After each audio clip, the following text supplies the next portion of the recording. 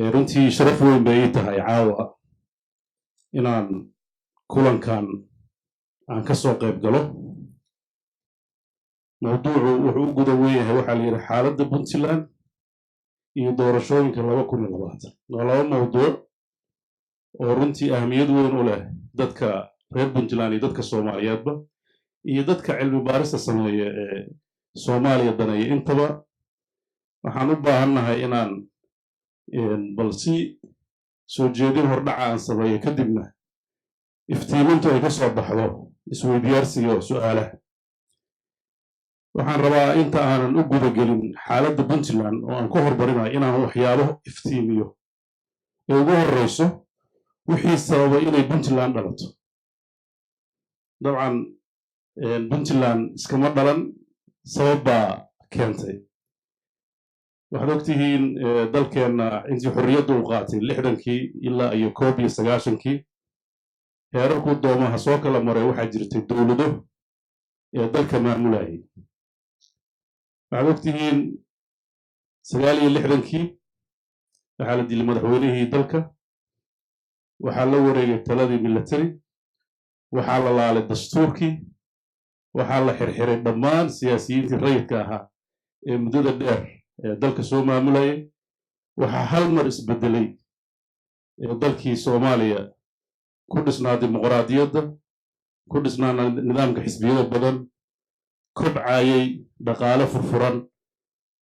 horumar degdega sameynayay, doorashooyin xora ka dhaceen, xukunka lagu kala wareegay, doorashooyin la kala helay oo runtii tusaalihii Afrika saldhigga u ahaa ee Cabdulla Cusmaan Aadan Cadde. intaasba waxay ahayd taariikh aad u qurux badan oo dalka Soomaaliyeed soo martay. isbeddelkii ku dhacay nidaamkaas militariga ah wuxuu dalka ku xukumay muddadii u horreysay warqaddii 1 iyo 2 iyo bayaanaad buu ku xukumay iyo aragti military oo runtii aan caddayn habka dalka uu aadayo. wuxuu qaatay nidaamkii socialismka oo bulshada Soomaaliyeed dhaqan ahaan iyo diin ahaanba ka hor imaanayay. waxaa dadkii lagu khasbay aragtidaas inay hoggaansamaan. kacaankaas 21 sano hayay, dastuurkii loo qaaday aftida oo min Saylac ilaa Raskamboni dadku intii afti loo qaaday loo codeeyey laysku maamulayaa la laalay, wareegtaa lagu maamulay. waxaa dhammaaday dhaqankii dimuqraadiyadda, waxaa dhumay dhaqankii Soomaalida ee furfurnaa ee ku salaysnaa habka bulshadan u nooshahay oo ahaa hab degaan iyo qabaa'il isdhex degan, isnabadgeliya, mararka qaarkoodna duruufo ka dhacaan, laakiin ku salaysan marka aad si u sii fiirsid nidaam hadda marmar las dhihi karo waa nidaamkan social democratic-ga. dad wax iswadaarsada, wax wadaaga, taladana markii ay si guud ugu doodaan go'aanka ay qaataan guddoonsada, marka dambana isu bedelo xeer aan qornayn oo dadku ku kala hagaan. nidaamkaas muddada dheer soo socday oo runtii nidaamkii militariga ahaa wuxuu aad isugu dayey cid kastoo ka hor timaado inuu caburiyo, xiro, dilo. wixii ka dhashay waan ogeyn. waxaan ka afeefanayaa marka aan taariikhda iyo research ka hadlayno dad gaara uma jeedo, macno gaarna ma bixinayo, laakiin madasha aan fadhinaa sababaysa inaan sidaa xaqiiqada cilmiga ku dhisan u hadalno. aragtidaas abuurantay runtii waxay keentay dadku inuu isnaco, jabhado samaysmaan, la isku dayo nidaamkii in la inqilaabo, dilal ka dhashaan, caburin badan ka dhalato. waxa ay ku dambeysay dadkii in la kala saaro, magacyo loo kala bixiyo, dadka qaybtiis lagu leebalgareeyo waxyaabo mucayana. waxaa ka dhashay isnac, waxaa ka dhashay dagaallo, waxaa ka dhashay kaliif dhow. wuxuu cid walba ay u qaxday meeshii isir ahaan ay ka soo jeeday oo ay ku badbaabi kartay. Puntland waxaa u soo qaxay dadkii isirhaanta uga soo jeeday iyo dadkii jilicsanaa oo aan markaas deegaanadooda lagu nabadgelin maadaama puntland dadkii deganaana u soo qaxeen qofkii yimaadana lagu nabadgelinayo waxay noqotay meesha keliya oo dadka soomaaliyeed in badan oo ka mid ay isugu timid sanadihii ugu horreeyey waxyaabuhu dhaceenna dad badan oo waxgaradoo soomaaliyeed ay talada ula soo noqon jireen xaaladdaas sababtay inay puntland dhalato hordhaceeda waxaan ku xijinayaa taas waa sababtii xaalad kale oo aan dhihi karo waa fool curashadii puntland oo 91 ilaa 98 intii u dhexaysa ah weli asbaabta marka laga soo tago markii la isu yimid 19 markii ugu horreysay maamul baa waxaa ka dhashay gaalkacyo madax looga dhigay allahu naxariista jenaraal maxamed abshir iyo dad badan oo kale ku jira isbedello badan buu maray jabhaddii SDF baa dib loo curiyey waxaa dib u curtay guddi kaleeto oo markaas xaaladda u adagay taagneed waxa weeye dagaaladii xamar ka dhacay laysagama harine waa laysoo ergaday dadkan qaybna raskambeer waa laga saaray qaybta kale waa lagu soo socdo gaalkacyaa la rabay in laga soo saaro oo badda casi lagu daro marka waxaa ka dhalatay iska caabin iyo in dadkii la xakameeyo waxaa dhalatay guddi isna xaalada degdega ah oo cabdullaahi yuusuf hogaaminayay oo kawarka SSDF labadoodaba ay ahaayeen laakiin u kala muuqda qayb askar ah iyo qayb dadkii madaniga ahaa oo ama siyaasiyiintii hore ahaa labadii marxaladood isugu jiray marxaladdaas markii halka lasoo garay laysma faarfaarin kii nidaamkaas 21 sano caburinta ku jiray iyo kii ka horreeyey oo la xiray wixii oo dhan SDF ay wada noqdeen laakiin waa laga dheehan karay garbaha SDF in aragtidu ay ku kala duwanaayeen oo mararka qaarkood ay ka jirta aragti kala duwanaan laakiin maadaama dalkii dagaal sokeeyey isr u dhacay cuqaashi dalka joogta waxay aad u xakamaysay in ambareeladaas lagu wada hor jiro sidoo kale inta aysan maamuladaas dhismin dalkii marka ay dhacday xukuumaddii oo dadkii dowladda u hayay ay xafiisyadii banneeyeen dagaal walba dadkii odayaashaha joogay waxay gacanta ku dhigeen maamulkii dowladda ilihii dhaqaalaha saldhigyadii booliiska waxay u dhiibeen guddiyo ay ugu talagaleen inay maamulkaa ilaaliyaan waxay u dhiibeen ilihii dhaqaalaha meesha markaa ugu muhiimsanayd dalka xilligaas magaalada boosaaso ahayd oo ay dekadda ku taagay guddi baa la abuuray dadka soomaalidu laba dhaqan bay leedahay oo dhaqankana way ixtiraamaan diintana way ixtiraamaan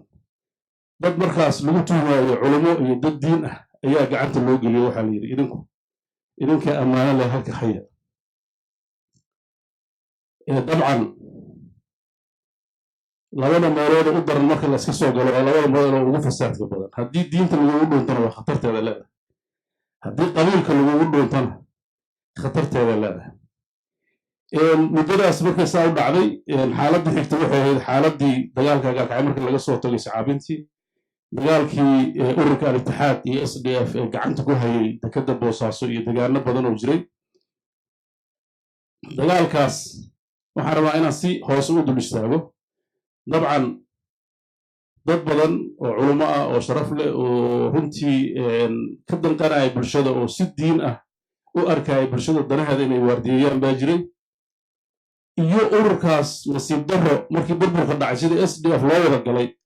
ayaa wadaadadiina waxaa galay dad badan oo dana kale leh ciidamadii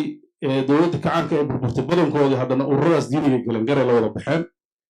waxay ka wada noqdeen jabhaddaas berigaas jirtay dadkii markaa jooga aad u garanayay waxaa taladii la wareegay askarti oo ay ugu helisay diinta xukun oo weliba ay u sii dheerayd in waxay dadka ka soo cararayeen qayb lagu tuhmaayey waxaa ka mid ah xasan daahir awas dadkii ururkaas ka mid noqdo boosaaso taladeedii soo galay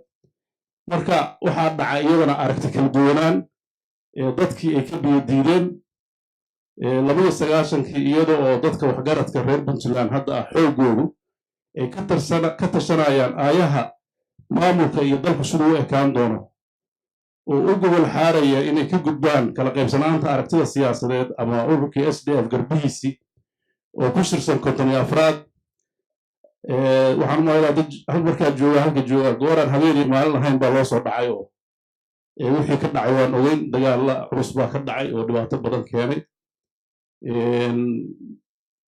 waa runtii nasiib darrada taariikhda soo martay bay ahayd dalka muddo yar kadib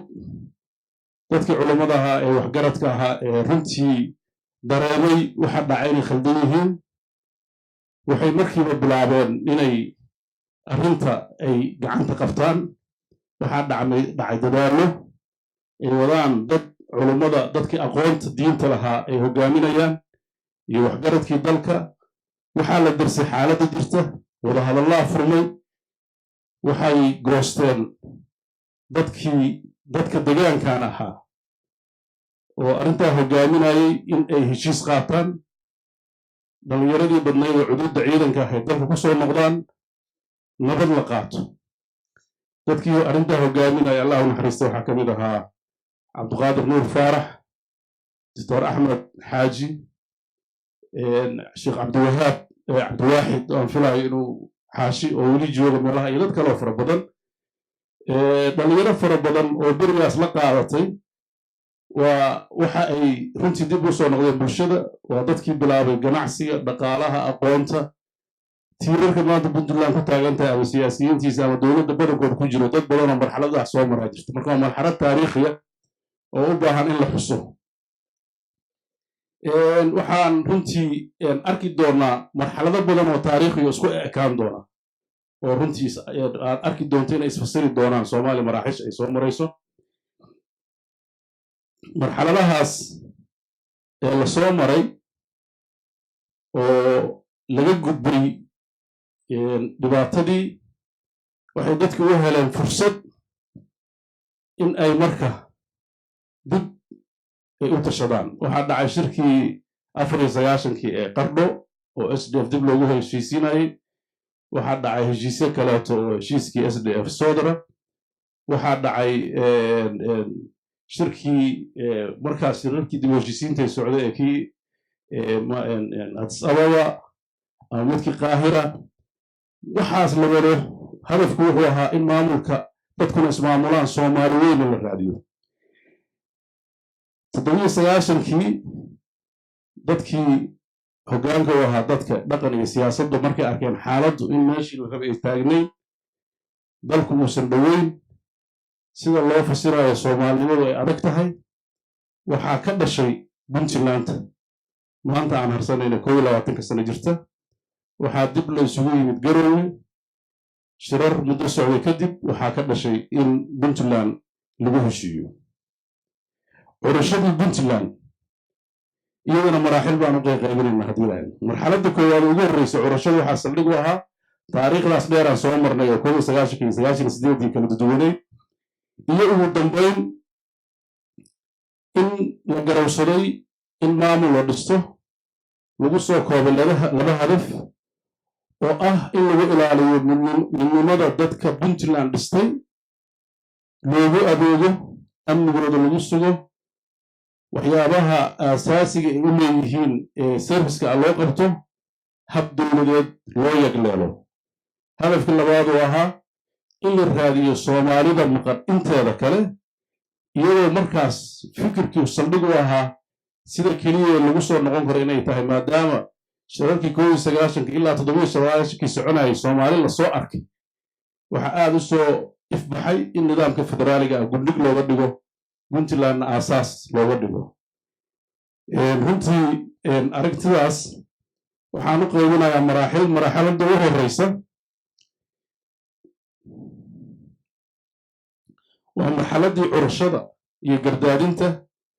oo 98dii lagu doortay madaxweyne cabdullaahi yuusuf allah u naxariista markii ugu horreysay loo idmaday dhowr arrimood oo dhinaca sharciga jaartarka u dhigay ugu horreyso in dadka la tiriyo in tirakoob la sameeyo in doorasho muddo 3 sano ah ka dhacdo marka intaa laga tago inuu dowladnimada aasaaso oo ugu horreyso inuu ciidamada mideeyo inuu canshuurta mideeyo dakhliga markaas oo kala qaybsanaa magaalo walba iskeeda isku maamulaysa markii dalku intaa hore SSDF waxay ambareelaha siyaasiga oo shirar ka qayb gala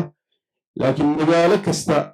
waxay lahayd jagboynta gaar oo ay dakhli ka abuurto oo arrimaheeda ay ku xaliso iyada iyo odayaasha qabaa'ilka runtii muddo yaro kooban buu wuxuu ugu guulaystay iyadoo markaas dadkii tababarnaa ee muddada dheer dowladdu ay soo tababaraysay dowladdii Soomaaliya kasoo faa'iidaystay ay xilkii qabteen markii ugu horreysay 9 wasiir baa lagu bilaabay taliyayaasha ciidamada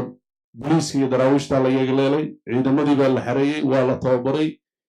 iyagoo dhan baa la isu geeyey waxay la wareegeen dhammaan gobollada iyo degmooyinka Puntland maanta ay tahay waxyaabaha taariikhda inuu xisto u baahan waxaa ka mid ah horraantii u horreysay 99 markii ugu horreysaba magaalada Buuhoole waxaa ka mid ahayd magaalooyinkii kastamka laga sameeyey dakhliga laga soo ururiyey laga sameeyey dhammaan hay-adihii dowladda oo factionka noqday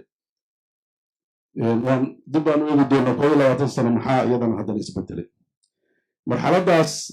waxay ahayd bilow qurux badan oo runtii shaqo badan la qabtay waxaa la gaari waayey qodobkii ahaa in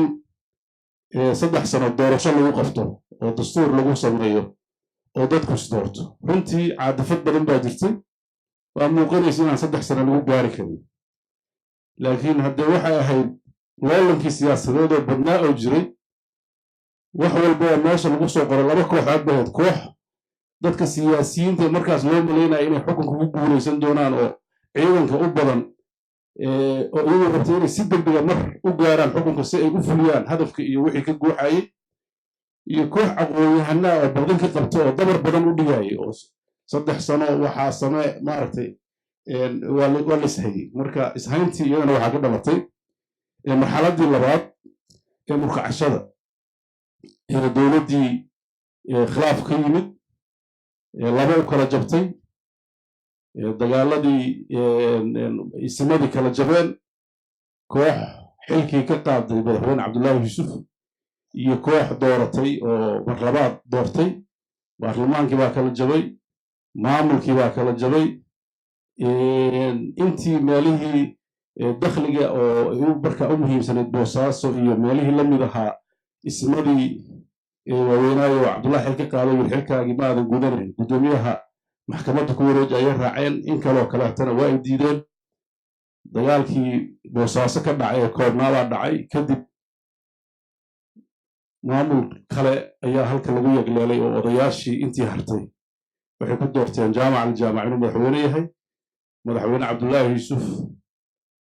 iyo golihiisa wasiirada qayb ka mida baarlamaankiisa waxay degeen mudug oo ay saldhig ka dhigteen iyaguna waxay markaas noqdeen dowladdii sharciga ahayd bay isku tilmaameen labadaas khilaaf baa ka dhashay kadib muddo yar kadib madaxweyne cabdullaahi yuusuf mar labaad ayuu xuduud milatari haddana dalka ku qabsaday marka uu qabsaday kuma ekaan keliya xuduuddii milatariga wuxuu furay wada hadal iyo dhexdhexaadin ugu dambeyntii sababtay marxaladdii saddexaad oo la odhan karo marxaladdii soo doogga oo laga soo doogay khilaafkii dhacay heshiis lagu guulaystay in mar labaad puntland cagaha loo istaajiyo waa labadii marxaladood oo madaxweyne cabdullaahi yuusuf iyo madaxweyne maxamed cabdixaashi ay isaga dambeeyeen waxaa dadka reer puntland ay runtii daba qabteen mar labaad xaaladdii adkayd oo ay dhici kartay in ay maaragtay iyaguna wixii soomaaliya kale ku dhacay inay ku dhacdo waxaan aad ugu mahad celinaya intii ka qayb qaadatay in marxaladdaa laga gudbo marxaladdaas waxaa xigtay intii lagu gudi jiray marxaladdii dhismaha dowladda federaalka oo imbigaathi oo runtii dowladdii puntland iyadoo heshiisay iyadoo isku duuban ay mar labaad ay u hanqal taagtay hadafkeedii labaad ee ahaa inay dowlad soomaaliya dhisto inay xaqiijiso waxaa lagu guulaystay dowladdii federaalka ah inay dhisanto iyadoo dowladda puntland awood waxay leedahay duldhigtay inay dalka dowlad ka dhalato dhaqaalihii iyo cududii ciidan iyo cududii dhaqaale lahaaba loo jiheeyey in dowlad soomaaliyeed ay ku dhisanto. marxaladdaas iyadoo meel fiican marayso laakiin iska caabin iyo diidmo fara badan ay jirto ayaa waxaa dhashay mawjadii mawjadda maxkamadaha ee ka curtay soomaaliya ama muqdisho koonfurta inta badan. runtii mawjaddaas waxay saameyn ku yeelatay dhammaan aragtidii soomaaliyeed ee nidaamka siyaasiga la isku hayay. waxaa isku hayay markii hore qabaa'il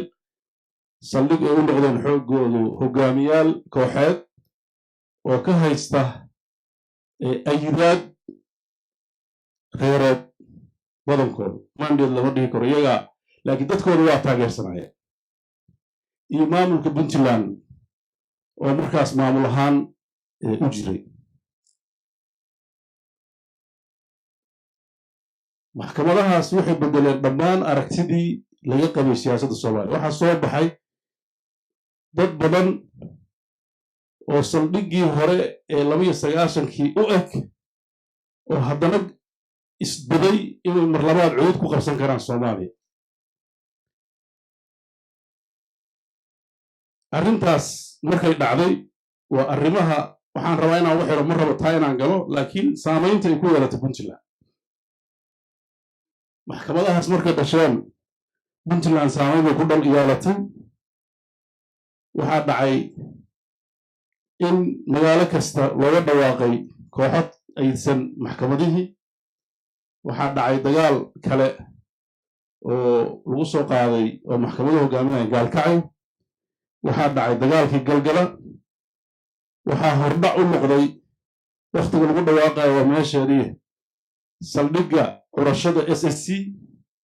waxay kaloo taa dabada ku haysay fikirkaas maxkamaduhu abuurnay curashadii iyadana khaatumo. waxaa las dhihi karaa iyadana waxaa sabab looga dhigi karaa dagaaladii kalshaali iyo isnacaybka iyo aragti waxaasoo dhan waa marxalad cusub, siyaasiyiin cusub, aragti cusub. waxaasaa saldhig u ahaa. waxaase ugu muhiimsan oo laga xusi karaa waa dagaalkii galgala. curashada SSC iyo khaatumo waxaa bays u noqday dadkii maxkamadaha markii dambe iyaguna xukunka yimid xilligii sheekh shariif oo madaxweynaha ahaa. isagana wuxuu ahaa waxyaabaha uu dhiirigelinay aragti cusub oo aragtidii reeraha ama dagaalamaya ama heshiiska dhexwooda waa ay isbedeleen. bulsho isugu xiran si kaleeto ayaa soo baxday oo si sahlan inay isu saameeyaan ay sahlan tahay, oo meel walba markaas networking sameeyey oo markaas ta'yiidaad sameeyey. marxaladahaas waxay yihiin marxaladaha kaloo hadda iyagana muuqda oo ururada kaleeto iyagana isku sii bedelay al-shabaab iyo daacish iyo waxaas iyo sida infiltrationka ugu sameynayaan iyo siday saameynta ugu yeelanayaan puntland iyada naftirkeeda waa aragti kaleeto oo meesha taagan.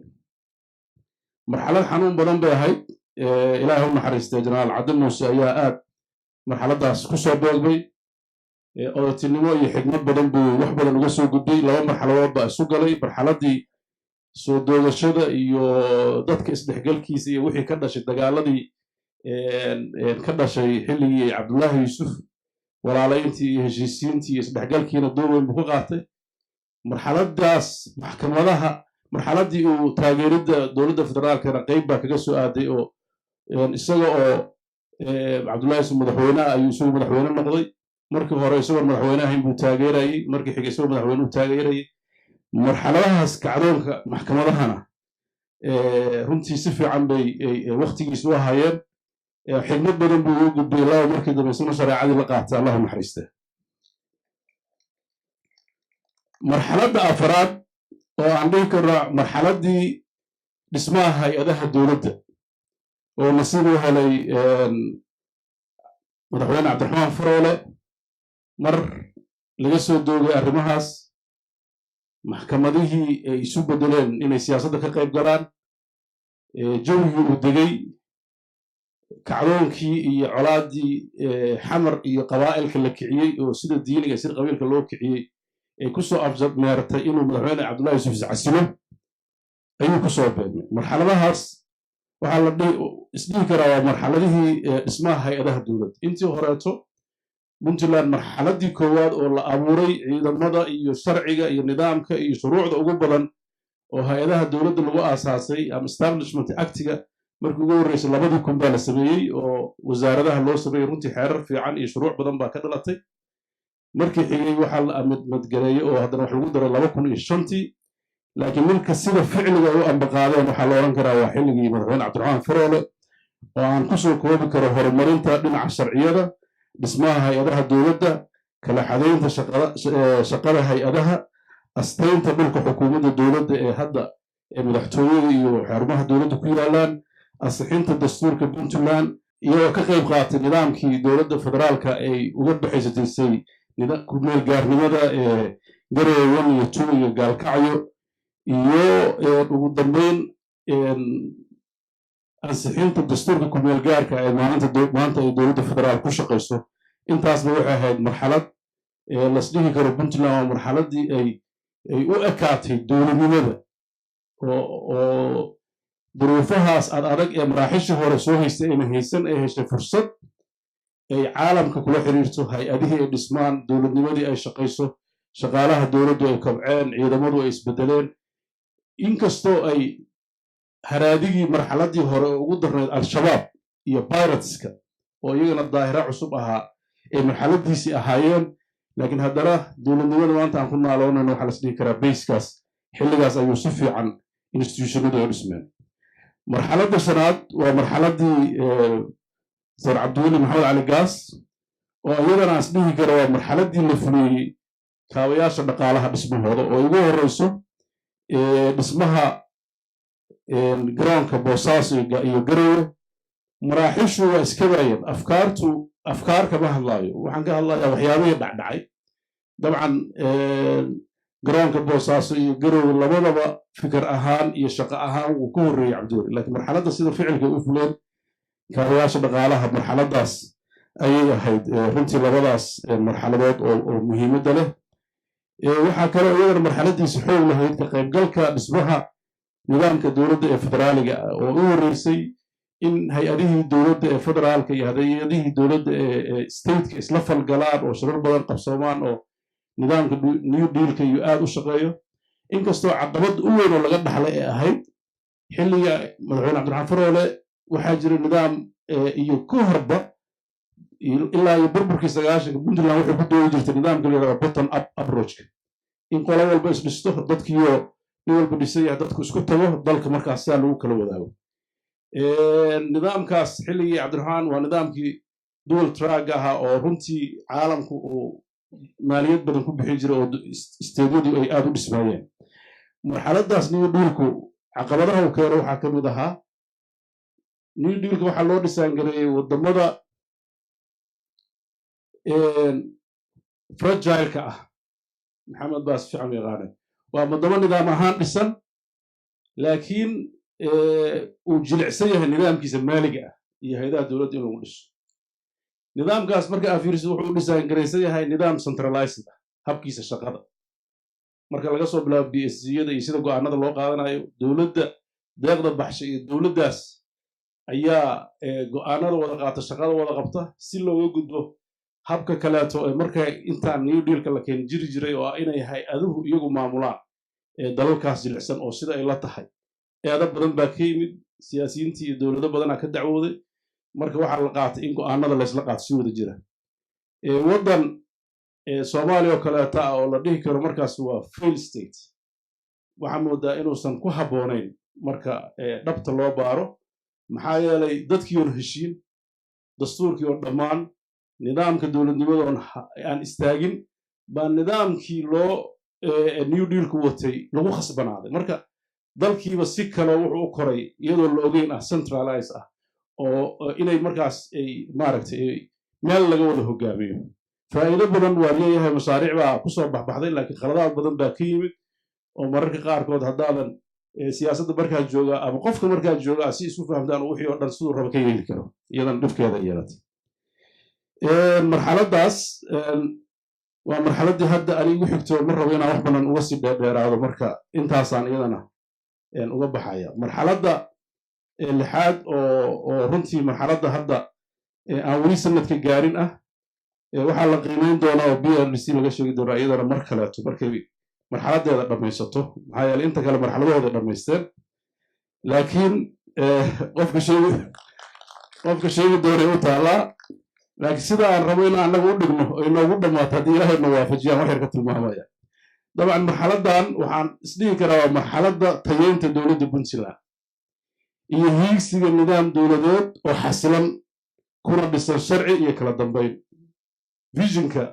marxaladdan la rabisno inuu qabto waa marxaladdaas waxa ugu muhiimsan in ay xukuumaddan caddayso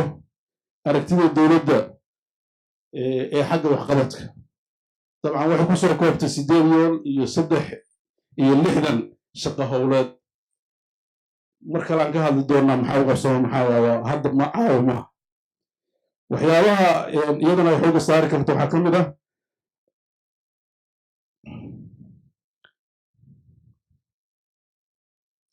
astaynta saldhigga tayeynta maxay tahay maxaan tayeynaynaa see u tayeynaynaa dhinacyadee tayeynaynaa waa arrimo muhiim ah oo iyadana in la fiiriyo waxaan rabnaa inaan tayeyno dhinaca amniga oo ugu horreyso inaan hay-adaha amniga dibahabayn ku samayno dhinaca tababarka dhinaca istaraatiijiyada dhinaca agabka iyo dhinaca howlgalka intaba waxaan rabnaa inaan tayeyno dhinaca dhaqaalaha oo aan rabno inaan hagaajino nidaamka maaliyadda ee dalka dakhliga iyo kharashka inaan samayno ilo dhaqaale oo cusub in aan abuurno habka kobaca dhaqaalaha traditionkii dadkan ay yaqaaneen oo ku sanaysnaa donoriska inaan ku darno nidaamka investmentiga iyo in dadka gaarka u leeyihiin inay mashaariicda waaweyn ee dalka ay qayb ka qaataan oo matalan dhinaca kaabayaasha dhaqaalaha dekedaha eerboorada waxyaabaha la mida iyo waxyaabaha aan kari karin inay galaan dhinaca shuruucda oo runtii aan hadda gacanta lagu hayo oo khubaro gaashaan iyo maxamed xasan barre ay ka mid yihiin oo ah in mar labaad lagu noqdo shuruucdii ku saabsanayd hay-adaha dowladda iyo sida ay u wada shaqaynayaan iyo shaqooyinkooda oo mararka qaarkood isdhex galay sidii loo kala saari lahaa oo dib iyadana loo habeynayo iyo dhinaca shaqaalaha ugu dambeyn oo iyadana shaqo badan ka qabsoontay oo biometric laga dhigay oo la tiro koobay oo musawir iyo fara laga qaaday oo akowno loo shubay oo la rabo marxaladdan hadda tiro koob saxa daqiiq ah baa la hayaa meeqaa shaqaalaha dowladda ah waxaa ku xigi doona shaqaalaha dowladda siday effective yihiin siday shaqada usoo xaadiraan siday hawsha u gutaan waa waxyaabaha dhiman intaas waa maraaxisha puntland aan ku soo koobayo siday og tahay waxaan rabaa inaan wax yar ka iftiimiyo iyadana marxaladda qaybta dambe oo mawduuca oo doorashada 2020 siday u og tahay iyo waxyaabaha ka qabsoomi doona dabcan dalku doorashooyin ayuu soo galay oo hore wuxuu soo galay doorashadii 64 wuxuu soo galay doorashadii 67 intaa doorashooyin baa soo galay madax baa isbedeshay dowladnimo dhistay dadku waa isdoortay nidaam doorasho oo dadka yaqaanay oo soo gaaray ay yiryihiin madaxweyne faroole iyo in la midoo yaryar baa joogta anigu qaarna ma dhalan xilligaas la isdooranay qaarna markaasaan dhashaa marku dhow marka laakiin taariikhdu uma baahna inaad joogto keliya waxay u baahan tahay inaad daraasiisid runtii doorashooyin khaladaadkay rabaan ahaadaan waxa aan cad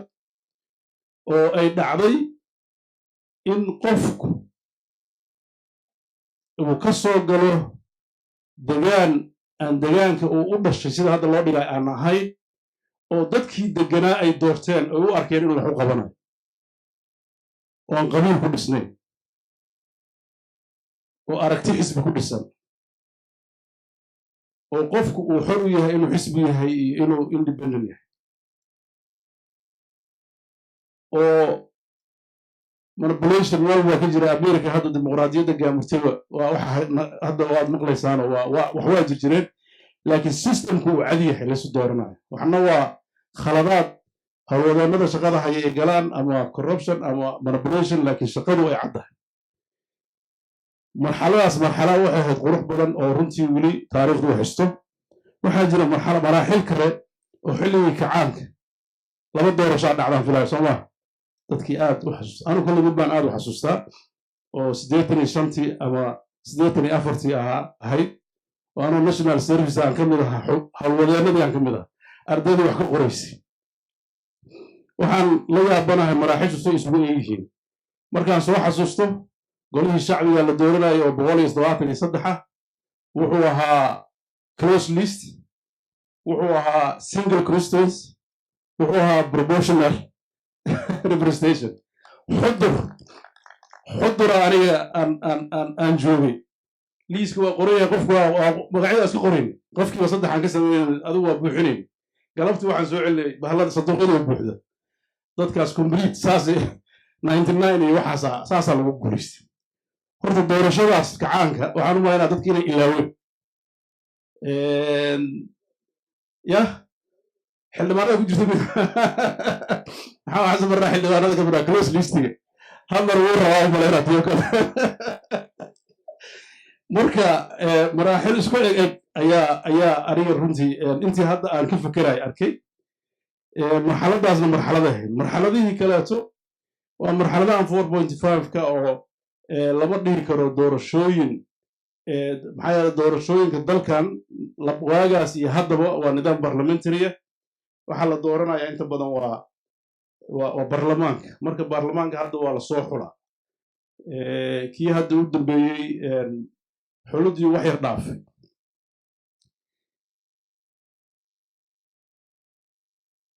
midda maanta maxay salka ku haysaa midda maanta laba aragtiyood ayaa xoog u socda aragtidaas tii kacaanka u ekayd oo liis xiran iyo hal ama xudur joog ama xamar joog hal meelaa lagu wada ridayaa oo constituencyga uu yahay single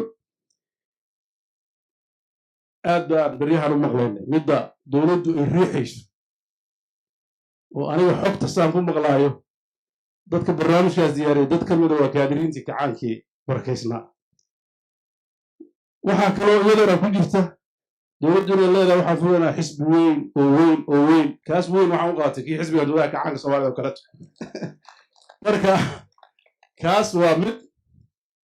mid kale isla jirta oo dad baarlamaan ku jira ay promote garaynayaan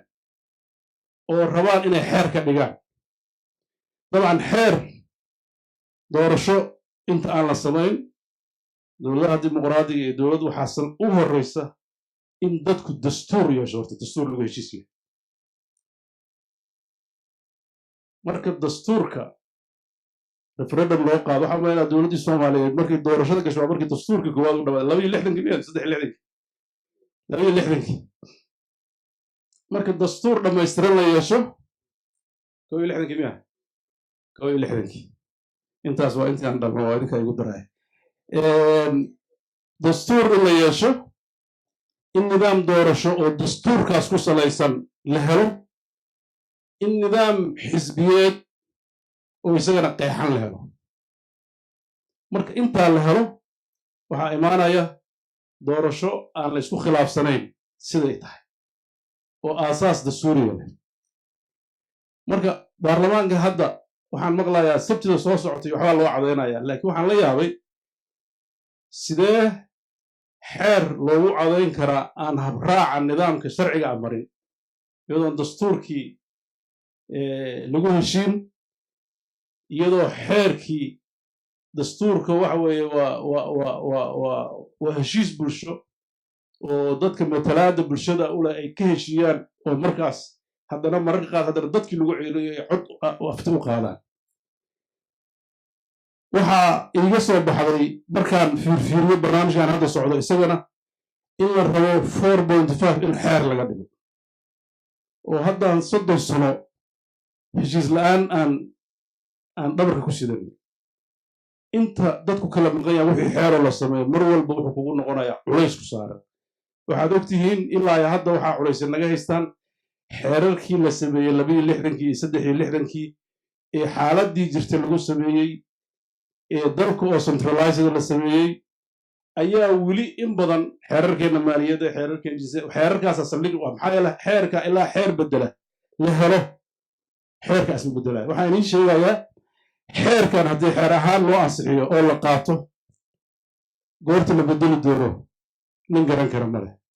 kaas hadduu 30 sano ama 60 sano qaato kan meequu qaadan doonaa iyadoo hadda dadkii hore uu ka duwan yahay marka waxaan u baahannahay iyadana doorashooyinka 2020ka puntland waxay mar walba ay soo dhoweynaysay inkastoo runtii iyada naftarkeeda eedaas ay qayb ka tahay in nidaamka dastuurka lasoo afjaro dalkana nidaam dimuqraadiya oo lagu wada kalsoon yahay la geliyo saldhigiisu yahay federaal ani ma dhahay midnimadu waa muqadas iyo waayadan kelmadda muqadas ilaahay waa kelmad diiniya malakul quduus yani wax aan muqadas ah ma jiraan wax kasta oo siyaasadeed waa wax heshiis ah oo u baahan in laga heshiiyo laakiin waxaan u baahannahay inaan ilaalino midnimada iyo federaalka waxaa kaloo u baahannahay wax xeer aan laga wada heshiisin inuu dalkan xeer u noqon waxaan aad uga xumahay in hadda xeerar badan oo boobsiisa ay socdaan waxaan runtii u baahan tahay dadka reer puntland inay hadda wixii ka dambeeya mustaqbalkooda si dhab ah matalaad iyo cod dheer uga qayb galaan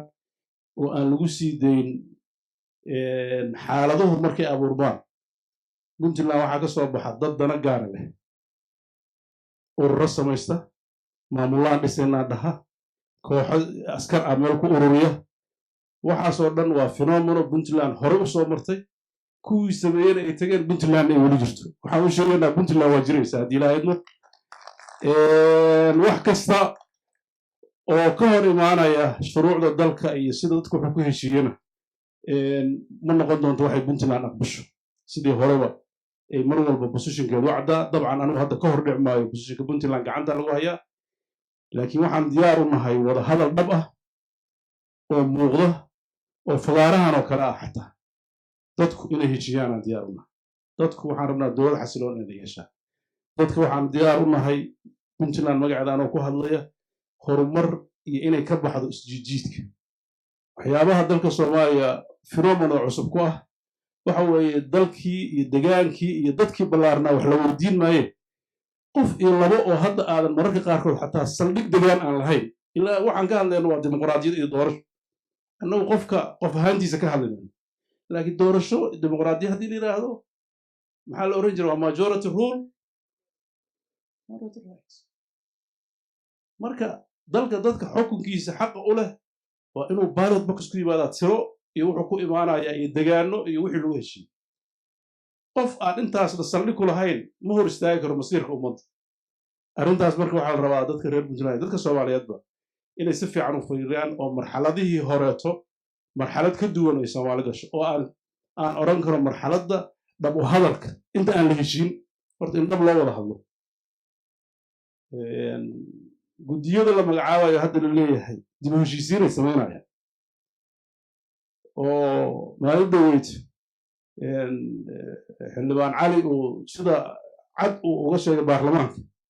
laakiin waxaan ka xumahay meesha lagu cudurdaaraya ninkii ma cudurdaara niman kala hadlaya oo waxay leeyihin waa ka xunnahay ninkii hadduu khaldamo waxaa la rabaa inuu bulshada la hadlo oo wuxuu ku khaldama sheego horta wixii uu sheego oo dhow waxaasaa iri waxaasna waa ka cudurdaara markaasaa la fiirin karaa inuu munaasib yahay in la cafiyo waxaa dhib ah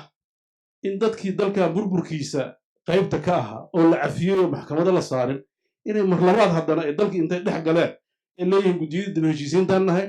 xeerarkii dalkaan dejinaynaa nidaamka doorashada annagaa astaynayna warkaas runtii waxaan rabaa dadka reer puntland inay indhaha furaan hadda meel kale hadda sdf lama noqon karo etoobiya looma carari karo waxaan rabaa inaad markaan aad dhufayska si fiican u gashaan oo runta ah oo dalkan maaragtay si saxa loo waa mahadsantihi wasalaamu calaykum waraxmatullah dabcan sida la sharaxay waxaanu gaarnay qaybta labaad ee dooda alaaba markii lasoo gaaro qaybta labaad ee dooda waxaan fursad siinaa uguna muhiimsan runtii BDRC Talks marka laga yimaado lecturekii uu ina siiyey madaxweynuhu inaynu isdhexgal su-aalo inaanu samayno oo madaxweynaha caawo aanu fursaddan uga faa'iidaysano taariikhdii dheerayd uu runtii kofargareeyey oo asaaskii puntland iyo sida ay ku timid iyo marxaladii kala duwanaa ee lasoo maray iyo sidoo kale soomaaliya hadda meesha ay marayso iyo sida wax yihiin marka dabcan sida uu cabdinaasir sheegay 300 qof baa fadhida ma wada siin karno fursad kama wada gaari karno waan jeclaan lahayn qof walba inaanu fursad siino laakiin inta aan ka gaari karno insha allah ayaan isku dayaynaa inaanu fursad siino insha allah haddii lahaydno mudane madaxweyne dabcan waxaad kofargaraysay ama aad dul martay taariikh dheer oo puntland ay lahayd iyo marxalado kala duwan oo kuwa adag iyo kuwa qurux badan intaba ahaa oo lasoo maray waxaan doonayaa inaan ku weydiiyo sanadkii hore hadda waxaad ka mid ahayd musharaxiin tiro badan oo u baratamayey xilka madaxtinimada puntland hadda oo la joogo dabcan ballanqaad siyaasadeed baa lahayd oo buuggaagii siyaasadda ku qornaa oo qodobaysnaa sanad ka bacdi maxaad is leedahay way ku hirgaleen adoo soo koobaya بسم الله الرحمن الرحيم هذا حريريها طبعا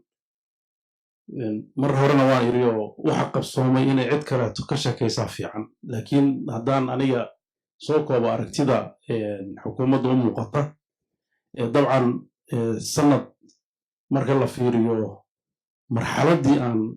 حلكة لبني شو ذلك مريه lama oran karo wax badan baan qabanay saldhigga waan sababeynaya laba xaawo oo xilka markaan la wareegno dalka waxaa la oran karaa hadafkii aragtidii siyaasadeed ee puntland lahayd iyadoo ay ka maqan tahay ayaan anagu nimid waxaana sabab u ah 2017 markii la doortay madaxweyne maxamed cabdullaahi farmaajo guud ahaan dalka soomaaliyeed exciting buu noqday hanqaltaag baa galay farax baa dhacay puntland waxay ka mid ahayd meelihii sida gaarka u dareenaysay in xukuumaddaasi ay u noqon doonto xukuumad puntland saameyn badan oo wada shaqeyn ku yeelato dabcan waxaa laga garan karaa soo dhoweynihii aadka u badnaa ee madaxda dowladda ay lagu soo dhoweeyey puntland madaxweyne cabdullaahi iyo madaxweyne iyo ra-iisul wasaare khayre laakiin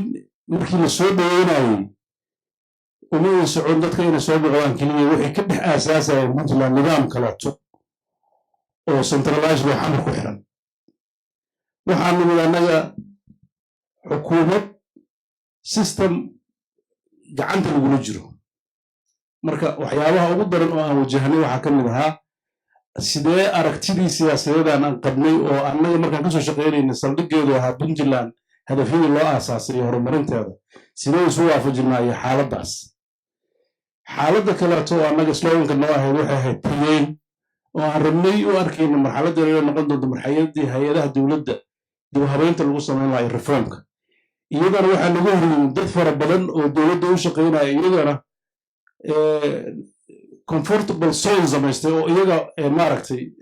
hab sidaas ay ugu badinayso ah oo iyaguna diidan beddelka inay la qaadaan marka labadaas marka ayaan soo beegnay marka laba marxaladooda qiyaas ahaan annaga laakiin sidaas oo marka dhinaca iyadoo la fiirinayo dhan waxaan isleenahay dadaalka badan oo aad soo geysan labadii aragtiyood oo ahaa in nidaamka dowliga ah dib habeyn lagu sameeyo shuruucda la adkeeyo nidaamka maaliga ah dib habeyn lagu sameeyo nidaamka maxaa la intii hadda aan ka sheekeeyo aragtida visionka ahayd waxbaa ka qabsoomay waxaa ugu muhiimsanaa aragtida aan kusoo kordhinayno kobaca dhaqaalaha oo saldhiggeedu ahaa investmentiga waxyaabihii ugu horreeyaan ku dhawaaqna waxay ahayd shirkii maalgashiga oo ka qabsoomay 14 ilaa 17 sideedtobankii maqaahid magaalada garowe oo runtii dad aad u fara badan ay kasoo qayb galeen ilaa iyo haddana ay soo qulqulayaan dadkii maalgashayaasha ahaa oo ay daraasad iyo indhihii caalamkii kusoo jeesadeen dad badan ay daninayaan waxaan kaloo isdhigi karnaa waxaad ku guulaysateen muddadaas aad joogteen in nidaamka dakhliga uu kor u kacay kobac uu sameeyey nidaamka kharashka xakameyn fiican lagu sameeyey mushaharooyinkii dadka la gaarsiiyey xoogooda ay wada haystaan dad siyaabo gaara laga joojiyey maahan mushaharooyinku ay wada baxaan waxyaabaha ugu muhiimsan oo isdhihi karna waxaa ka mid ah nabadgelyada magaalooyinkii markaas dhibaatada badan ka jirta sida magaalada boosaaso iyo magaalada gaalkacyo aan emphasize ka saarnay iyo waxyaabo badanoo badan laakiin haddana challenges aad u fara badan oo siyaasadeed iyo amni iyo dhaqaale ayaa runtii na haleelay oo ugu horeyso in dowladda federaalka ay wax badan oo mashaariica isku dayday inay qabatayso inay wasaarad maaragtay waxbarashadii maaragtay wixii lagu heshiiyey ay wax ka qaban laakiin haddana iyada waxaas oo challenges na haystay almost waxaa la dhihi karaa dakhliga puntland 2019 23% kor u kacay marka waxaan is dhihi karaa wax badan baa qabsoomay laakiin waa bilow aad baad mahadsantahay mudan madaxweyne dabcan hadafyo muhiim oo hadda idiin suurtagalay ayaad hadda ka dhawaadsay waxaa jiray shirkii maalgashiga in lagu qabtay dhowaan oo hadda aad sheegaysay puntland sanadkan gudihiisa laakiin halboolayaashii dhaqaalaha ee puntland qaybo ka mida weli caqabada ka tagan waxaa ka mid a waddadan isku xirta boosaaso iyo gaalkacyo waan ognahay isku xirka puntland inay muhiim u tahay waxaa jira gobolkii garadafo oo isagu laftarkiisu go'doona oo hadda dhowaan loo qaareemayey iyaga maxay idinkaga qorshaysan dabcan dekedihii iyo erbaradii wax badan baad ka qabateen laakiin dib u eegidda iyo wax ka qabashada halboolaha dhaqaalaha maxay idinkaga qorshaysan dabcan waan sheegay waa sanad laakiin waxaan qiimeynaynaa qorshayaasha dhaqaale waxaad ogtihiin waddada isku xigta boosaaso garowe waxaa ka socota shaqo dowladdu waxay heshiis la gashay shirkadda CCECC oo hadda bilow iyo dhammaystir designkii isku dhex wado waxaa kale oo muddadii aan joognay aad waqti badan u gelinay waddadii garowe gaalkacay oo iyadana muddo badan uu ka jiray ismaandhaaf hay-addii implementation ka sameynaysay iyo midii ururka EU-da uu ku wareejiyo GIZ-kaha dabcan muddadaas waxaan ku guulaysanay wixii khilaaf farsamo oo jiray inaan soo dhammayno inaad GIZ-ka meesha ka baxdo EU-da inay contractigii mar labaad ay saxiixdo oo ay ku wareejiso hay-ad bixin doonta tenderka iyadana waa guul weyn oo soo hoyatay waxaad ogtihiin muddadii aan joognay waxaan aad u dardargelinay dekedda garacad oo markaa nimid fikrad iyo initiative ahayd maantana maraysa 130 haddaan khaldanayn in gudaha loo galay oo aan rajayn doono mar dhow inay gaari doonto meel doonyaha kusoo xiran karaan aragtidaas iyadana waxay noqotay aragti runtii dowladda puntland ee waqti badan gelisay caqabado badanoo horyaalla ay ka saartay dhiirigelin badan aan u gudbinay dad badan oo danaynayo aan rajaynayna iyadana miraheed inay soo baxaan gardafuul waad og tahay oo waxa dhacay wax u madaxa gobolka qabsada weeye laakiin markii labo roobab oo lixaad leh ayaa runtii yimid roob u ahaa roobkii waddooyinka boosaaso garowe u dhexeeyey guriyey oo markiiba dowladdu action bay qaaday jidadkiibay meelihii go'ayay leexisay dadkiibay u gurmatay diversity 24 saac gudahood ayaa guddigii madaxweyne ku-xigeenku uu hogaaminaya ku guulaysan in la furo kii labaad oo dhacay isla markii dowladdu waxay samaysay assessmentii guddiyada jirtay khayladhaan bay samaysay 600 iyo ziyaado mitragtan oo cunto ah dadkii la gaarsiiyey dowladda anadkeedba gardafuul tagtada waa warta wax ka horeeya ma jirinba waxa ka dambeeya waa sugu doonnaa madaxweyne ku-xigeenka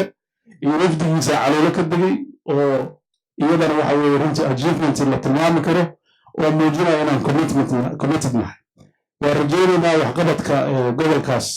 oo runtii wax badan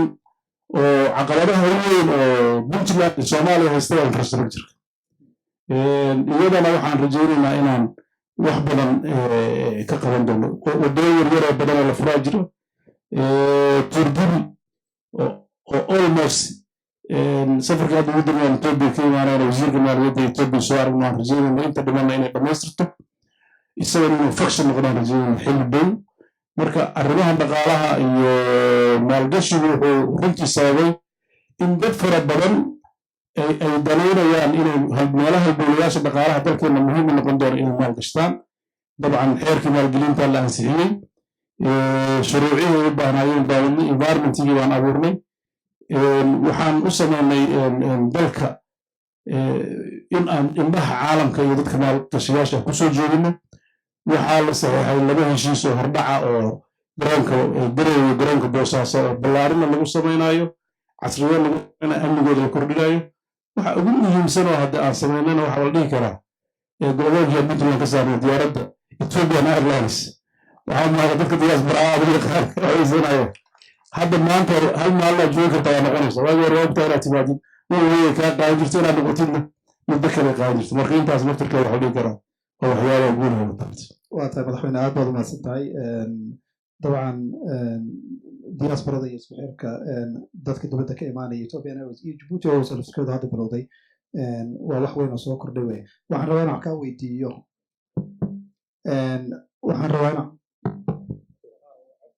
wax kaa weydiiyo mudan madaxweyne arrimaha democratizationka Puntland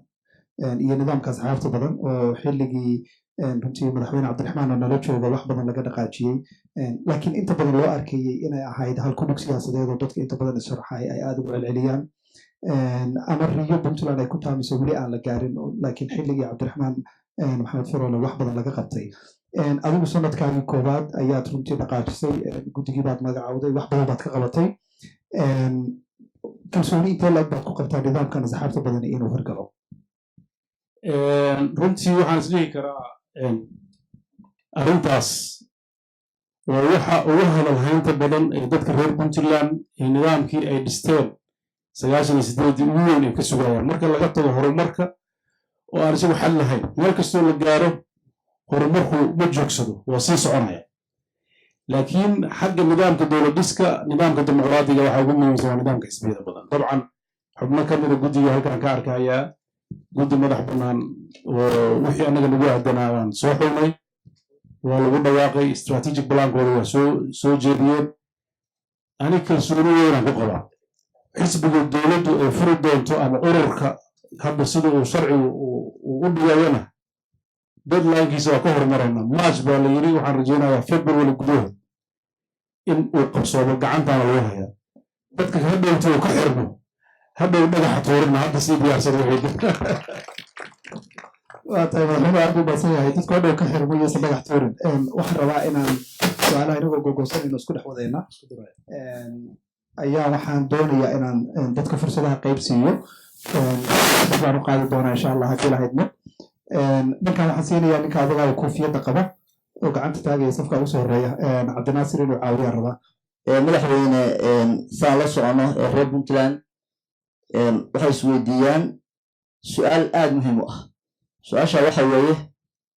baarlamaanka Puntland ayaa waxay mooshin ka keeneen guddoonkii baarlamaanka. markay mooshin ka keeneen way rideen. dadka reer Puntland intooda badan waxay yidhahaan xukuumadda ayaa riixaysa mooshinka. arrintaas mudan madaxweyne waxaan rabnaa inaan caawa reer Puntland aad u shaafiso. su-aasha labaad waxa weeye ilaa 2012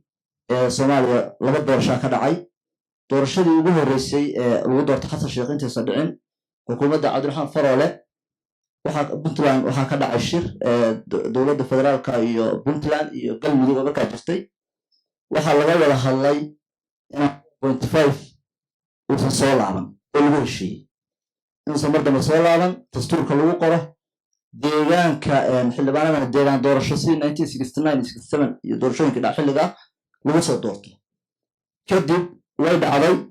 doorashadii xilliga 2016 baa la yimi. madaxweyne cabdiweli maxamed cali gaas wuxuu yiri 4.5 yeeli mayno. waa la diiday, horey baan u diidnay, maanta yeeli mayno. Puntland waa lagu khasbay,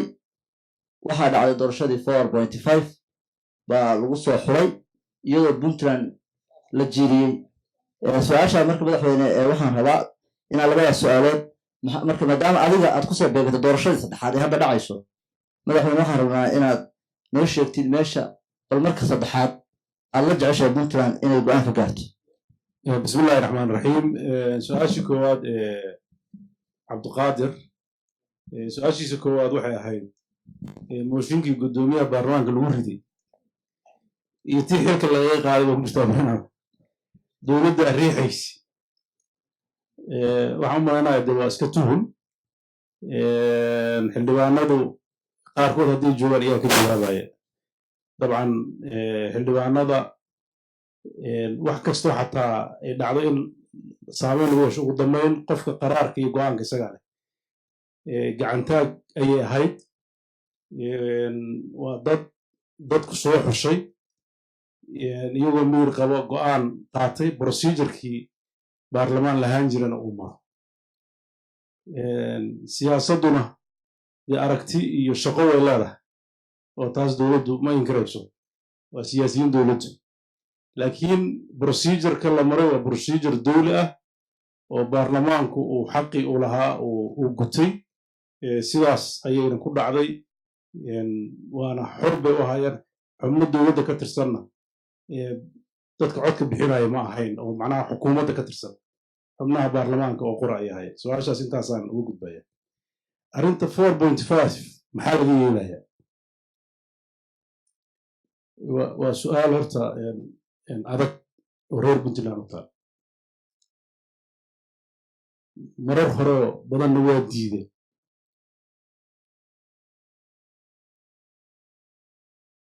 hal mida aanu ka digaya wixii aan diidanayn inuu sifo sharciga yeesho taas puntland ma aqbalayso laakiin puntland waxay diyaar u tahay sida nidaamyadii hore uu mari jiray in isteediyada iyo dowladda dhexe miiska wada hadalka yimaadaan oo is-afgarad siyaasadeed laga gaaro marxaladda soo socota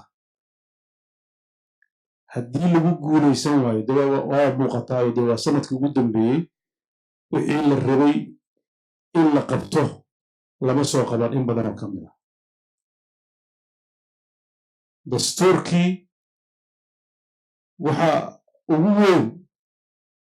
dibu eegista dastuurka guddi madax bannaan oo qayb ka mida xukuumaddu intay soo jeediso baarlamaankuna ansixinayo iyo dowlad kasta oo xubin ka ah xubin ay ku leedahay ayaa loo idmada inay dib u eegaan ilaa iyo hadda xubnahaas kama mid aha guddiga madax bannaan shaqada dib u eegidda guddiga madaxa bannaan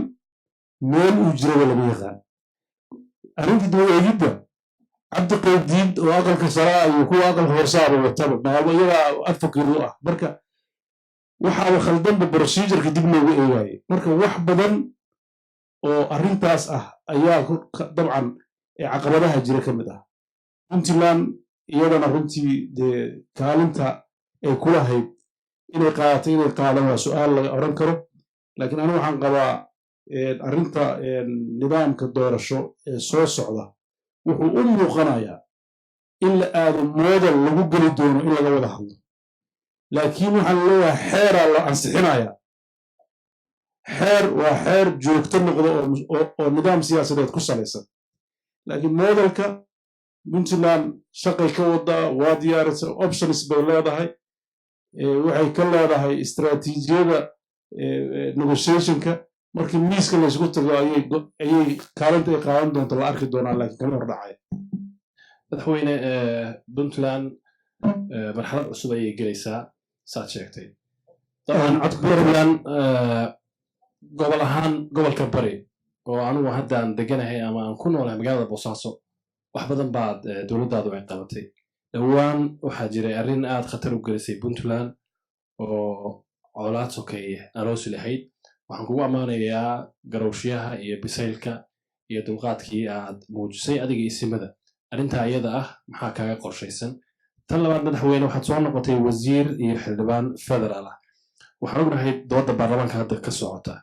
sida aan la soconana waxaa xog lagu hayaa in dhowaan baarlamaanku dib u celin doono doorashada arrimaha hadda taagan oo xalimayere iyo guddiga ay hogaaminayso dib loogu celin doono bisha juun ay qorshayn doonaan inay baarlamaanku extension sameeyaan mowqifka puntland iyo adiga oo ah madaxweynihii puntland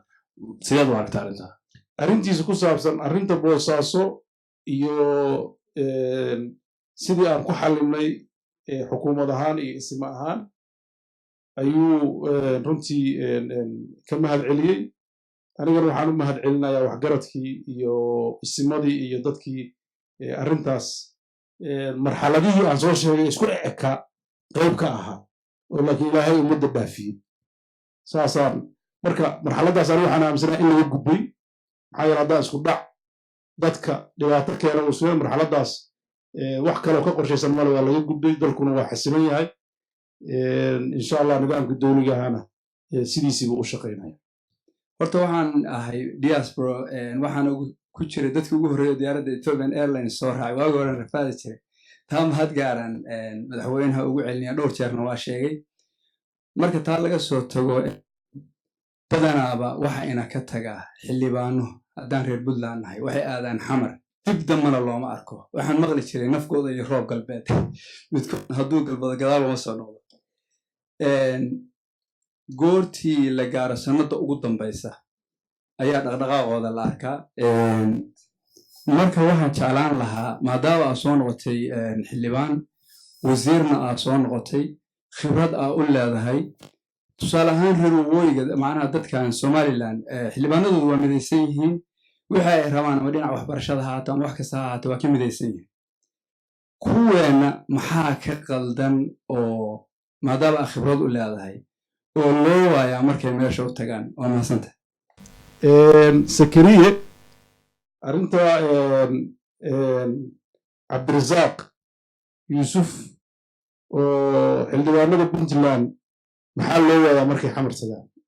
ana xildhibaan baan soo ahaan jiray xildhibaanada haddana badankaygu waa saaxiibaday kuwa habeen hore inta joogaan lama wada waayo waa yimaadaan waa wada xiriirnaa waa shaqeeyaan laakiin Puntland sidii ay rabtay dadkeedu advocacy-ga markay xagga joogaan uma sheegaan su-aashaas waxay u baahan tahay cilmi baaris way u baahan tahay xamar waa noocyo badan tahay ya BRDC yaa baaris arrintaas marka arrinii xildhibaano hore halkaan ka arko cabdullahi xajtayu ka mid yahay eedaas annaga ruuxadeeda qayb ka lahan jirna waa dhigata marka arrintaas runtii waxay u baahan tahay reer Puntland markan dambe inay si fiican uga fiirsadaan dardaaran adagna dhigaan caqabadaha jirada iyagoo baaray oo dadku xusi sheegay meesha in la aadi doonaan rajayna mahadsanti waa tahay mudan madaxweyne waa mahadsan tahay waan siin doonaa insha allah laakiin su-aal daba taalla arrinta doorashooyinka federaalka ayaan waxaan rabay inaan kuugu daro insha allah badi qaybo ka mid a beesha caalamka iyo dowladda federaalku waxay riixayaan in ay dalka ka dhici karayso doorasho qof iyo coda waxaan ognahay hindisa sharciyeedkii doorashooyinka ayaa talaadidii hadda asbuucan waxaa la geeyey baarlamaanka lana doonaya in la ansixiyo maamul goboleedyada qaar baa mar hore ka digay oo yiri suurtagal ma ah in nidaam qof iyo coda uu ka dhaco dalka marka xaggee marxaladan looga guuraya haddiiba ay noqoto in hindisa sharciyeedka doorashada la ansixiyo maamul goboleedyadina already ay ka digayaan inaysan suurtagal ahayn taasi waa su-aal weeye intaadan ka jawaabin waxaan rabaa laba kale inaan qaado oo 3 seeka dhigo waxaan doonayaa gabadhan ugu soo horeysa su-aashaydu ma khusayso doorasho ma khusayso cod waxay khusaysaa mustaqbalka da'yarta reer Puntland waa su-aal la xiriirta waxbarashada mudane madaxweyne sida aad la socotay muddada ugu dambeysay waxaa soo noqonaya caqabada soo wajahaysa ardada marxaladda waxaa soo noqonaysa dhibaatooyinka soo wajahaya ardada reer Puntland gaar ahaan markay ka baxaan dugsiyada sare caqabadaasi waxay ka haysataa aqoonsi la'aanta ay aqoonsan weyday wasaaradda waxbarashada ee federaalku shahaadooyinka reer Puntland dowlad ahaan Puntland ahaan maxaa idinka qorsha arrinta oo mahadsantahay arrinta oo waxbarashada Puntland waa arrimaha mabaadi'da Puntland ay ilaalinayso Puntland waxay dadkeedu wax bari jirtay iyadoo Soomaaliya dowlad lahayd iyadoo Puntland jirin dhalinyaradeeda jaamacada ka soo baxay iskuulaad ka baxay anigu khibrad gaar ah u leeyahay Puntland oo jirin ba arday jaamacada u diri jirnay oo shahaadooyinka iskuulaadkoodu shaqayn jireen dadka cabsida ka qaba ma ahi shahaadada la diido waxba loo dadka Soomaaliyeed waxbay baranayaan reer Puntland waxbay baranayaan laakiin kama tanaasuleyno nidaamka federaaliga mabaadi'du dhigayo wuxuu dhigayaa waxbarashada dalka in ay isteedyadu leeyihiin annaga xaq u leh maamulidiisa horumarintiisa shahaado bixintiisa haddii qof xamar jooga uu diido waa xuquuq dastuuriya oo ardada Puntland ahayd oo qof diiday sidii loola xisaabtami lahaa dowladda iyo Puntlandba way u taallaa laakiin waayadan dan waxaa soo badanaya in xafiisyada dowladda lagu sameeyo abuse oo qof walba meesha siduu rabo ka yeelo waxaan u soconaa nidaam sharci xaal mastuur sharciga ma ka gelin maraa waxaa dad badanaa waxay ugula taliyaan ma indhaha ka laabatid oo ciyaalka u daraysid hadda miniidan ayaa 4.5 ma qaataayo shuruucda ma ku dhigaa ma rabtaan sharcigaan ilaalinaynaa marka waa u dulqaat dowladnimadu culays bay leedahay caqabaday leedahay laakiin waddadaan u soconno inaan ku adkaysanaan raba haddii ilaahay maamul goboleedyada gaar ahaan puntland waayadan dambe xiriirkii ka dhexeeyey ma wanaagsana maamul goboleedyaduna waa la xiriiraan dowladda federaalkana waxaa noo muuqanaysaa ama aanu aragnaa in ay maamul goboleedyadii taladii iyo roadmapkii ka wada dhexeeyey midna aysan ku camal falin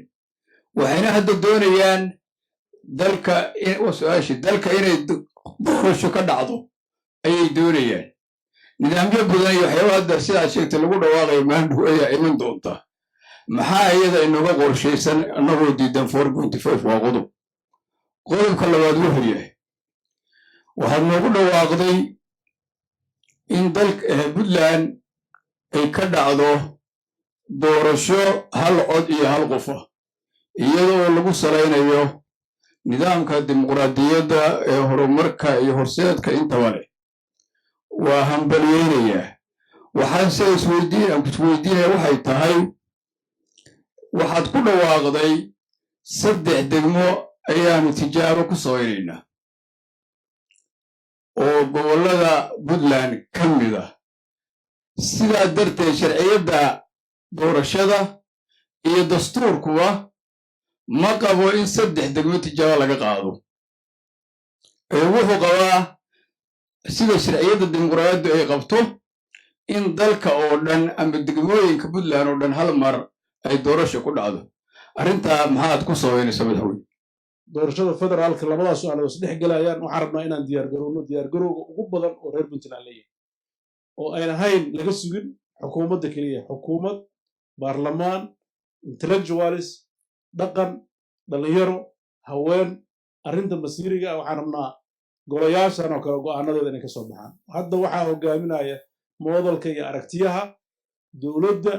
iyo hay-addan cilmi baarista brc shaqooyin badan bay ka qabatay bulshaday la kulantay waxaan rabaa in la sii wado waxa aan qaadanayno wax anigu aan qabo ma aha waxaan rabnaa dadka inaan la wadaagno aragti midaysan aan wada qaadano 3 degmo lagu tijaabinayo horta xukuumadda ma oran qodobkaas ansaxaya guddiga halka fadhiyaa yiri marka iyagaa sharxaya iyo dadkii u taalla annaga ma dhihin waa naga madax bannaan yihiin qorshadooda iyagaa wata haddaa ku qabsanaysa haddaa u daynaysaan dadka iyo bulsho iyo waxay u taallaa guddiga taasna intaasaan uga baxay maasinta maxaa laga yeelayaa doorashada soo socota maadaama sharciga la rabo in la ansixiyo internationalku ay leeyihiin qof iyo cod dabcan arrimaha dadka soomaaliyeed u taalla horta go'aankooda dowladaha iyo hay-adaha weliba un-ka iyo african unionka iyo egad iyo dadka bartnerka aan nahayna oo dhaqaalaha dalkan uu ku socdo qaybka ah way kala taliyaan soomaaliya sida ugu wanaagsan ay danahooda u qabsan doonaan laakiin go'aanka cidda laga sugaayo waa dadka soomaaliyeed waxay la tahay puntland waxaan idhi ma rabno annaga go'aan gaar noo ah inaan dhahno go'aankeenna waa sidaas laakiin waxaan rabnaa inaan principles ka hadalno puntland waxay rabtaa in doorasho qof iyo coda la helo ama puntland laga helo soomaaliya laga helo waxay rabtaa in dastuurka lagu saleeyo shuruucda dalka ee habka doorashadu u dhacayso iyo doorashooyinku sida noqona ugu horeeyo sidii degaanada iyo degaan doorashooyinka loo xadidi lahaa waxyaabahaas waxaa noo muuqda inaan waxba laga qaban waxa aan rajaynaynaa principleska aan ku hadalno waxa weeye inaan nidaam 4.5 iyo doorasho cod iyo qof isdhexgeli karin inaan muddada la kororsan karin inaan waxyaabo ka hor imaanaya dastuurka ku-meelgaarka hadda aan hayno aan lagu salayn karin nidaamka siyaasiga ee dalka iyo in la isugu yimaado oo wadahadal dhab ah laga yeesho marxaladda kooban ee dalka ka dhiman ee waktigii u cayineed dowladdan sidii looga bixi lahaa in laga wada hadlo intaas ayaan si mujmala uga baxayaa maxaa yeelay dowladda puntland oo dimuqraadiya oo iyada doorasho iyo cod fulinayso mabaadi'deeda kama aha inaysan qabin dad ku dhawaaqaya jira 4.5 clear rabna annaga ma dhahayno waxaas clear rabna waxaas laakiin mabaadi baan ka hadlayna marka arrintaas waxaan rajaynayaa wax kasta oo la sheego siyaasaddu waxay ku dambaynaysaa wax wadar ogol ah oo laysla ogolaaday marka inaan laga meermeeraysan waayadan damba meeraysigu waa batay oo si dhaba loo wada hadlo taasaan uga baxaya mudane madaxweyne waxa aynu ognahay inagu waxaynu ka mid nahay dowladda federaalka ma ahan doorashada keliya waxa ina kaga maqan oo u baahan inaynu kala xisaabtanno baryahanna waxaa jira inay maaragtay jirto xoogaa kala fogaansho ah haddaba danta iyo waxa ina ka dhexeeya oo ay ka mid tahay mucaawanada ay bixiyaan hay-adaha caalamiga ah oo inta badan mashaariicda lagu go'aamiyo xamar inaynu ka aamusnaano ma danbay inoo tahay mise in wax haddan inoo aynaynu miiska wada hadalka tagno waxa aynu xaq u leenahay dal ahaan iyo dad ahaan reer puntland aynu ligliga la qabsano mahadsanta dowladda puntland iyo dowladda federaalku ma wada shaqeeyaan sax maaha dowladda puntland iyo dowladda federaalku waa wada shaqeeyaan hay-adaha dowladda iyo wasaaradaha dowladdu waa wada shaqeeyaan miiska wada hadalladana way fadhiyaan waxyaabaha weynay ka wada shaqeeyaan waxaa ka mid a deen cafiska waxaa ka mid a shaqooyin badan oo wasaaraduhu ay ka wada shaqeeyaan waxaa ugu dambeeyey shirkii hadda ka dhacay magaalada kismaayo ee wasiirada arrimaha dibadda iyo dowladda federaalka ay uga hadlayeen maaliyaddan dhihi lahaa ay uga wada hadlayeen arrimaha maaliyadda iyo dakhliga soo gelaya iyo sidii loo qaybsano dowladda puntland deeqaha la bixiyo xilliyadii eligible keligeed u ahayd ay badnaayeen marka loo fiiriyo percentageka xilligii dalku soo doogayey oo dad badan waxaa dhici karta percentageka inuu hoos u dhaco marka percentage loo qaybiyo laakiin marka la fiiriyo hantida soo gasha deeqaha caalamka way helaan weliba dadka deeqda bixiyo waxay u hayaan puntland ammaan deeqahoodii waxay haystaan environmentii ay siday rabeen ugu fulaan 2018 hadda dhammaaday waxaan rajooyin ka qabnaa inay sii badanayaan waxaa maalidhowna soo booqday ku-xigeenka srg-ga oo nin sudaaniya wuxuu ii sheegay markii ugu dambeysay garow inay ahayd 2002 oo xilligaas un-ka u shaqaynaya waxaan la kulmay uu yidhi madaxweyne cabdullaahi yuusuf waxaan weydiiyey oo fahmi waaye qariyadan maxaa magaala madax uga dhigateen buu yidhi oo garow wuxuu waxaan la yaabanahay waagaa sida ahayd iyo magaalada mucjisada ah sida u dhisantay maadaama isagu uu srg ku xiga arrimo siyaasadeed nooga hadlaya waxaa annaga iyo federaalka waxaa noo dhexeeya waxay rabaan federaalkaas aan waxaa ku gaaray baan annagu tahay inaanan compromise ka gelin xaggana waxaa noogu muuqda nidaamka federaalka ah in hujuum lagu hayo marka taariikhdu iyadaa isfasiri doonto waxaan ku faraxsanahay istaraatiijiyooyin badan oo waddamo badan iyo hay-ado badan inay hadda gacanta ku hayaan oo 2020 la rajaynayo inay wax badan iska bedeli doonaan istaraatiijiyada deeqaha lagu bixiyo iyo mashaariicda dalka horumarinta waxaad mar dhow arki doontaan puntland inay noqon doonto meesha ugu benefitka badan maxaa yeele hadda waxaa loo socdaa ma aha aid hadda dalku wuxuu cusudaa waa investment waxaanaad maqlaysaan oo la leeyahay waxa diin cafiska waxa ugu weyn oo ku hoos lamaan waxa weeye in dalka investment maxaa yeelay aidku waa humanitarian wax la qaybin xataa istaraatiijiyadii un-ku waa isbedelay waxaa isku hadda waxay develop gareeyeen in humanitarianka nabadda iyo developmentiga la jamciyo oo la mideeyo oo si midaysan looga wada shaqeeyo marka waa rajaynaya wax badan inay isbedeli doonaan mudane madaxweyne waxaan rabaa wax yar inaan kaa su-aalo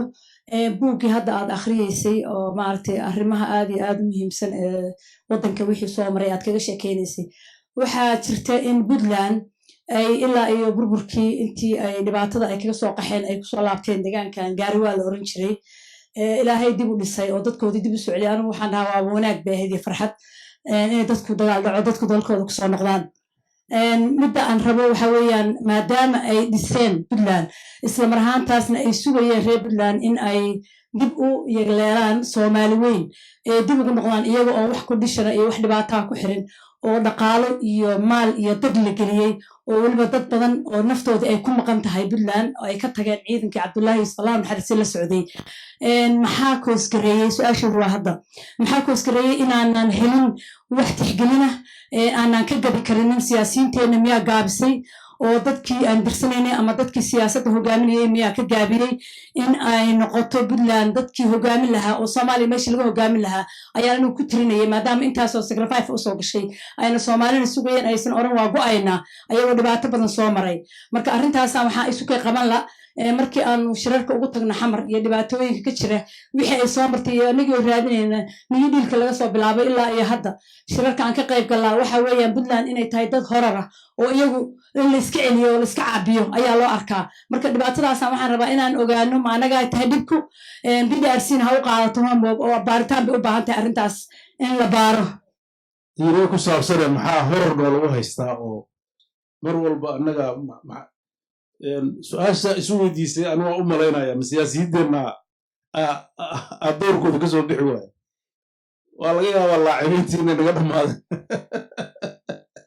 haddaa waa laacib ahaan jirta waa laga yaabaa laacibiintii inay dhammaadeen laakiin kolley waxaan rajaynayaa dhalinyaro firfircoon baa hadda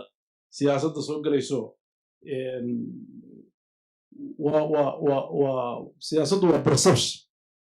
perceptiona abuurmay oo u baahan dadka reer puntland inay xal u helaan perception iyo masayr miyaan dhihi karaa jalasnimo oo puntland wax badan loo diidan yahay wax jira waa laakiin labadaba waa wax la xallin karo waxaa lagu xiran karaa waa dialogue aragtideennoo soo bandhigno shaqo dheeri ah iyo istaraatiijiyadii hore oo lagu socon jiray oo weliba dadka reer puntland waa dad aad u jecel isbeddelka ma jeclaan markay wax la qabsadaan mudday ku jiraan marka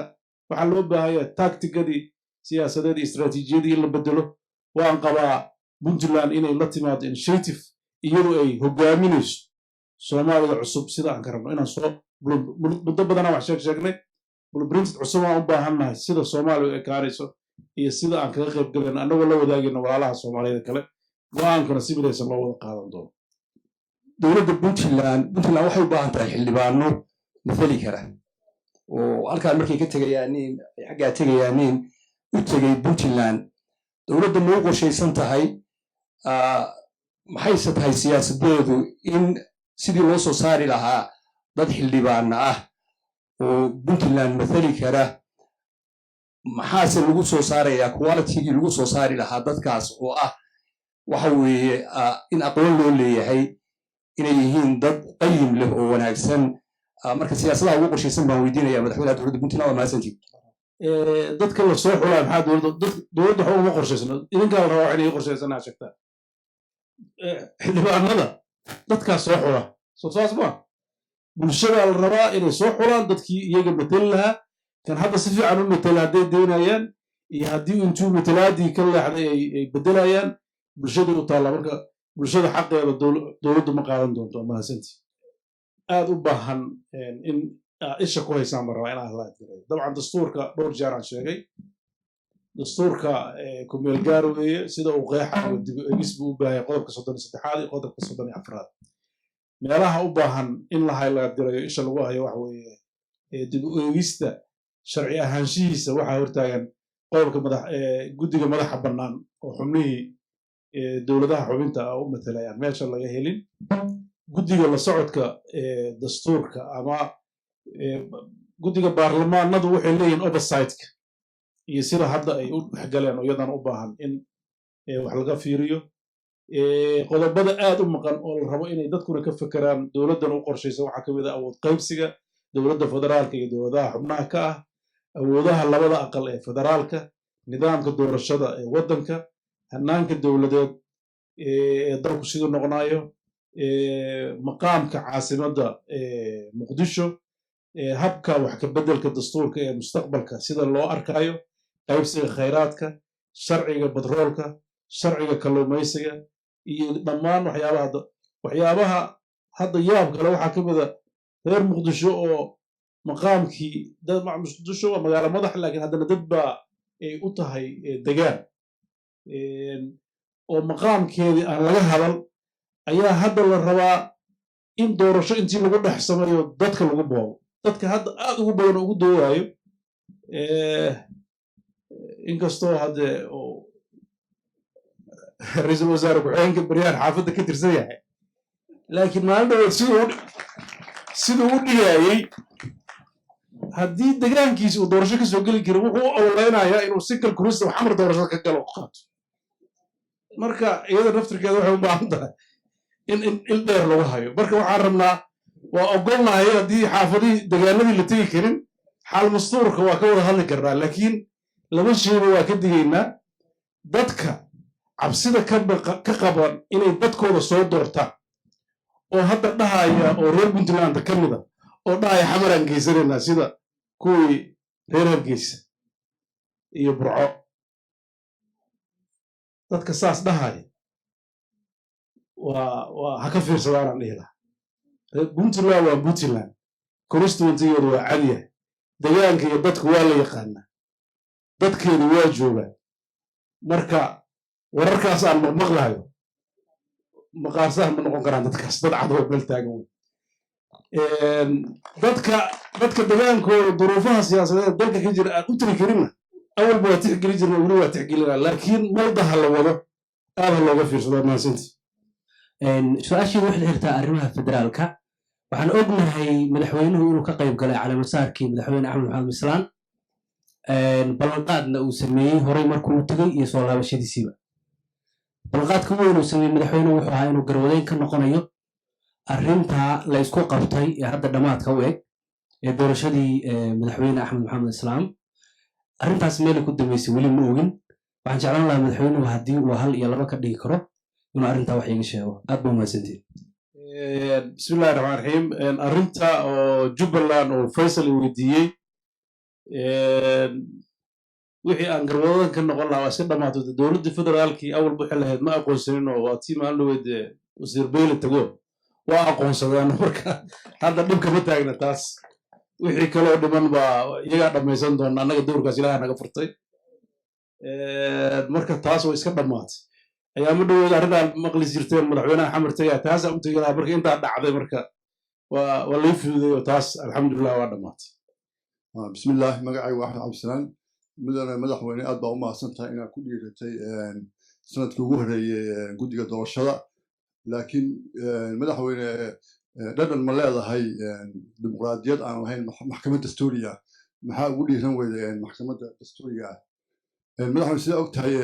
guddoomiyihii hore maxkamadda allah u naxariistay wuxuu dhintay dhowr bilood ka hor marka dastuurka puntland wuxuu qabaa in guddoomiye maxkamadda soo magacaabo 45 cisho gudahood marka iyadana maxaa ugu dhiiran weyday inaad maaragtay degdeg usoo magacaawdid aad baa mahadsan dalku horta sharciyan wax vaakum la dhoomo jiro maxkamadda dastuuriga dabcan sida dastuur ku taalla in la sameeyo weeye laakiin marka ay xataa la samayn maxkamadda sare ayaa shaqadaas iska leh marka doorashadu waa qabsoomi kartaa insha allah waxyaabaha ay u dhimanna waan qaban doonaa marka laakiin marmarsiyo ma ka dhiganayno si doorashada aan dib ugu dhigno doorashadu inay socotaan rabnaa doorashooyinka haddana waxay ka taabto madaxweyne hadday waxaad hustay sidii kacaankii dhacdayo oo ahayd dhiig ku daadan oo halaala anugu markii waxaa ka qayb galay baarlamaankaas markii la joogtana sanaa joogay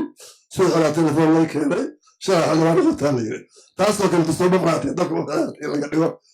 taa waxaa taas hadda intaa ka dhaho dastuurka markii la diyaarinayay oo madaxweyne cabdiraxmaan uu dalka madaxweyne ka ahaa wuxuu ku adkaystay in inta la gaarayo dowladda soomaaliya oo dhan puntland u madax bannaantay keligeed arrimaheeda dibadda way u dhaqmayso sida dowladda madaxweyne way sixi kara senator cabdiraxmaan way sixi karaa haddaan maalkahay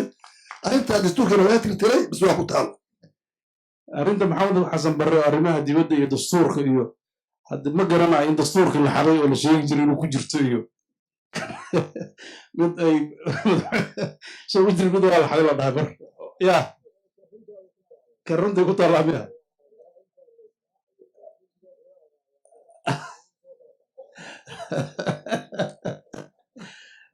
madaxweyne cabdiraxmaan oo runtii dagaal badan dastuurka ku bixiyana halka waa joogaa oo runtii gaar ka ah oo mar walba ilaaliyo oo isagaa waxyaabihii naga baxsada isagaa geedka timirta lagu fadhiya marka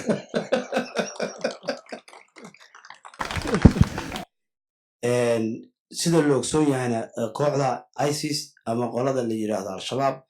ay degan yihiin basisna ku leeyihiin gobolada bari khaasatan sanaad bari iyo qandale eriyadeeda hawshaas waxaan jeclaan lahaa inaan ka ogaado madaxweynuhu uu naga jaal bixiyo waxa mideeda labaad hawl la xiriirta xilligii xeebaha kan ay kasoo degayeen garmaal iyo suuji ay kasoo degayeen al-shabaab niman badan oo la xiray nimankaasna dadweynuhu aad bay u jeclaanaya inay ogaadaan dhalinyaradii meesha ay ku dambeeyeen inay hadda wax ka joogaan iyo inay mataqaana dowladda hore raaceen asalaamu calaykum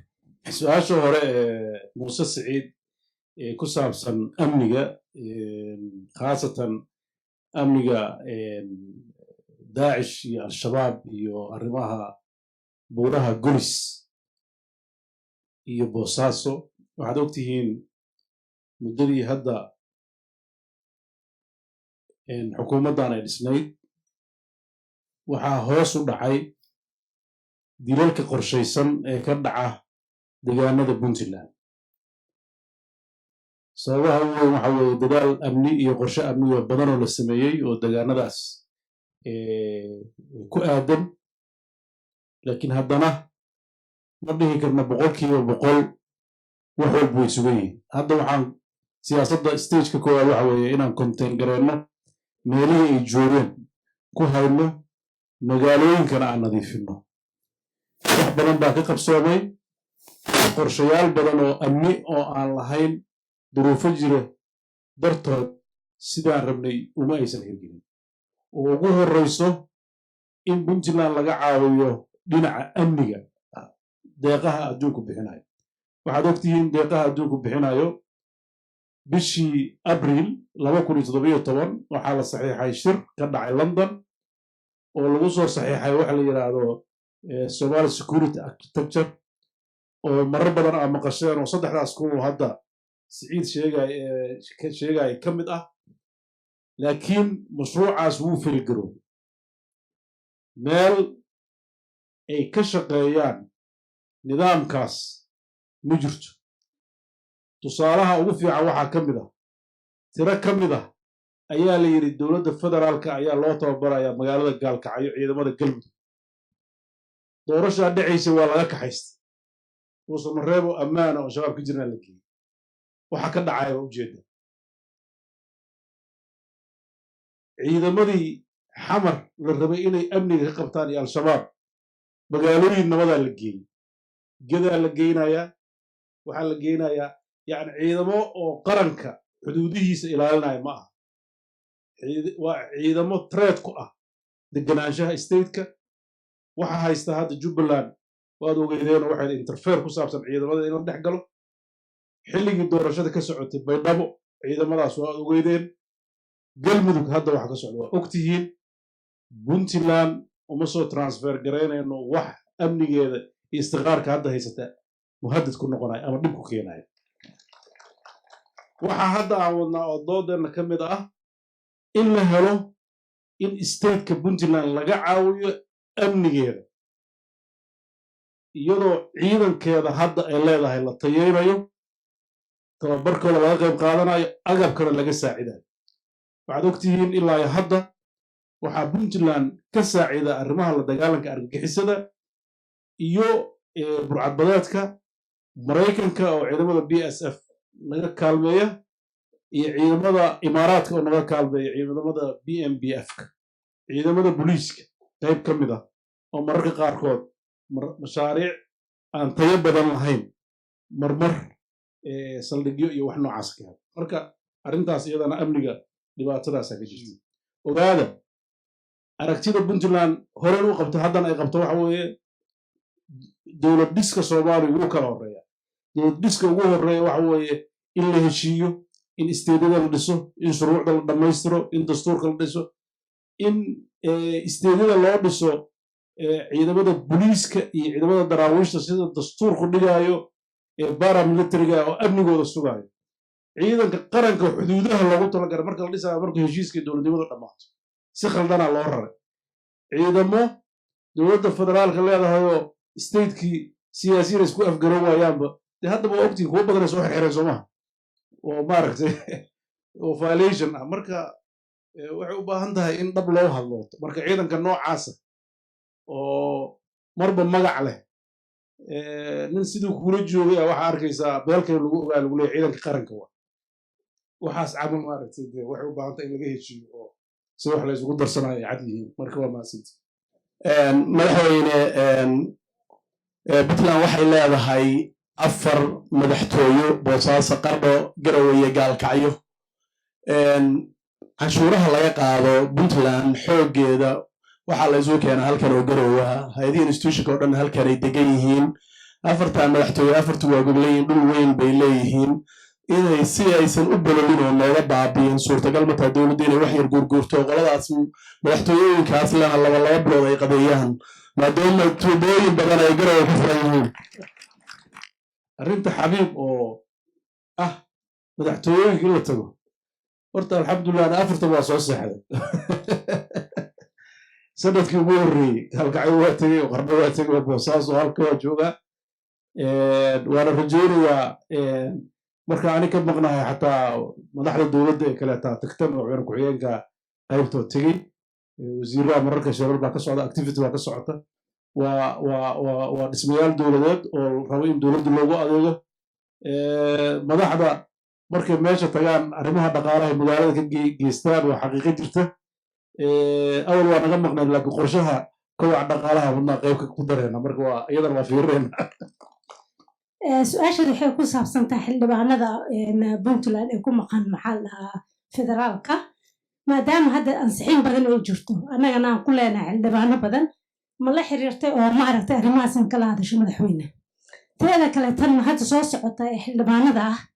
waxaa tiri shacabka adinkaa dooranaya laakiin waxaan ognahay aqalka sare oo arrimaha federaalka ay quseyso arrimaha maxaa la dhahay maamul goboleedyada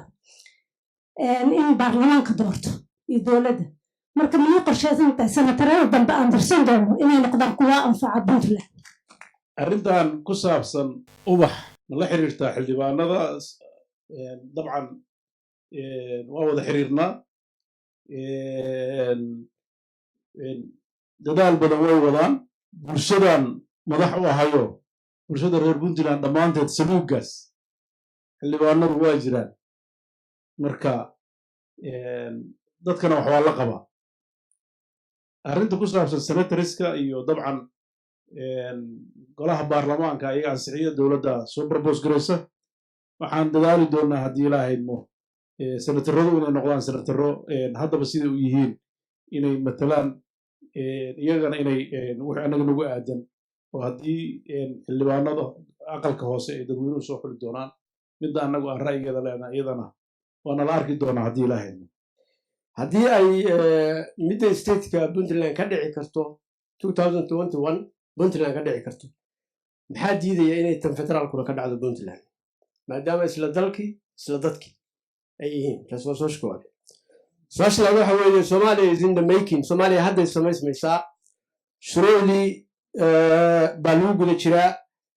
waxaa lagu guda jiraa dastuurkii baa dib oogis lagu hayaa oo weliba aan u malaynayo inuu dhammaayo dib oogista hadda ay dhammaatay oo saxiixii madaxda sare ay hadhay waxaa kaloo jira sharciyada kaleeto federaalkana waa lagu guda jiraa dadka reer puntland waxa u maqan oo ay leeyihiin oo ay isku hadlaynayaan oo madaxda ay doorteen waa kaftamayaa madaxweynuhu kasta oo meelo kale uu ku mashquulsan yahay hadda 11 bilood oo xilka hayay weli xamar ma tegin waa meesha masiirka puntland u yaal marka yaynu ku hadlaynaynaa inayna difaacaan markaas xuquuqdeena inay difaacaan yaynu ku hadlaynaynaa su-aasha ugu dambaysa waxa weeye ciidamo waxaa jira ciidamada federaalka oo 3 kun oo puntland la siiyey ilaa hadda kama hirgelin puntland maalin walba waxaan maqlaynaa ciidamada turki aaday baylotya la soo baray ciidamada baddaa soo baxaya saraakiil baa imaanaysa ilaa ciidamo maaragtay aad u tiro badan oo aan hal qof oo reer puntland ku jirin oo arrintaasoo weliba saameyn dhaqaalena ku yeelan karta puntland maxaa yeelay haddii dhalinyarada intaa le fursaddaas ay heli lahaayeen intaasoo qoysasa ama intaasoo ummada oo joogta puntland oo hadda maanta dab ka dansan yahay ayay u noqon lahayd maaragtay kamid marka waxa weeye siyaasaddaa hore dowladda madaxweyne deni ma la imaanaysa siyaasad cusub oo middaa ka bedelan maxaa diidaya inay ka dhacdo doorasho hadday puntland ka dhacayso midda federaalka ah in la isku khaldo lama rabo midda federaalka ah puntland keliya inay ka dhacdo lama rabo dalkao dhan inay ka dhacda la rabo marka meelaha ay ka dhici karin puntland keliya doorasho keliya ha dhigto kuwa kalena dhigan haddi ma soconayso waxa aan ka hadlayna puntland hadda way ka dhici kartaa laakiin midda federaalka inay meel ka wada dhacdo waxyaabaha doorashooyinka hadda xeerkooda ka mid waxaa ka mid a xeerka doorashadu iyo xisbiyadoo kaleeto xisbiyadu waxaa la rabaa inay noqdaan xisbiyo federaalkan u tartami kara kuwa dowladaha hoosena ka tartami kara habka hadda xisbiyada loo furanayo wax shuruuro iyo kriteria ku xiran maa ninkii u taga waa u furaya suuragalna maaha inuu hadda xisbiyo badan oo aan aqaano inay maaragtay buurtile iyo kala tartami karaan iyo maaragtay degmooyinka puntland marka nidaamka doorashadu hadda la wado waa arrin u baahan aragti badan in la geliyo xamar maxaa u tegi la-adaha la yiri dabcan ani meel iskama tago mar haddaa madaxweynaha shaqo yaraan u tago waa shaqada ugu weyn oo madaxdu la rabo inay ka qayb gasho sida dastuurku dhigayo waxa waaye xiriirka shirarka ka dhexeeya xiriirka dowladda federaalka iyo dowladaha xubnaha ka ah ka dhexeeya kii ugu horreeyey intaan joogo waxaan ku qabanay garow mid dambena waa qabsoomi la'yahay eedeeda puntland male iyada waa imbaadgaraysa waa qabat shaqooyinka kaleo aniga aan lahayn oo wasiirada leeyihiin dee xamar waa tagaan oo qaar badan oo wasiirada taga laakiin ani shaqadeedii weli waa lay ogolaan la'yahay marka markii lay ogolaadaa xamar tegaya oo shir noocaas oo ka qabsoomi doonaa laba su-aalood oo yaryar baa weydiinaya madaxweynaha midda koowaad madaxweyne waxaa jira last 15 years 15 sano u daweeyey dadkii reer miyiga ahaa xoolaha dhiqi jiray magaaladii bay kusoo ururayaan waa arrin disaster ah oo aad iyo aad waayo dhaqaalaheennu 90% wuxuu ku dhisan yahay xoolaha nool dadkii oo dhan reer magaal bay wada noqdeen meeshiina shaqa looma hayo marka maxaa siyaasad ahaan maxaa dowladda ugu arrintaas ka hortageeda uga qorshaysan midda labaad dooxooyinkii waa la qabsaday geelu ka daaqi jiray oo magarata xooluhu daaqi jireen dad balaaybadaa qabsaday xoolihiina ma istaagi karaanin sidii waqooyi bay u socotaa transitku mar baa leeyahay geelaagu caleemu daaqi karo ha gudbo meesha taasina waa arrin mucjiso ah oo la rabo in wax laga qabto midda labaad waxaa jira in aad dhiiri gelisay private investmentiga maalgashiga waana waxa aad iyo aad ummadu ku horumaraan laakiin waxaa jira inagu khayraad badan baan leenahay ganacsatadeennu inay bilaabi karaanin sida cusbada hurdiyo oo kaleeto oo aanu warshad keliya u baahan in laga dhiso kalluumaysiga oo aynu hodan ku nahay maxaan ku idhahdaa timirta qasacaanteeda hilibka caanaha intaba in ganacsatadeenu intaynu sugi lahayn ajaanib kaleeto noo magelisa inay isu tagaan intay biyaha ay samaynayaan 200 oo warshadood oo biyaha safeeyaan qabnaa inay u wareejiyaan dhanka kaleeto wax soo saarka wasalaamu calaykum waraxmatullahi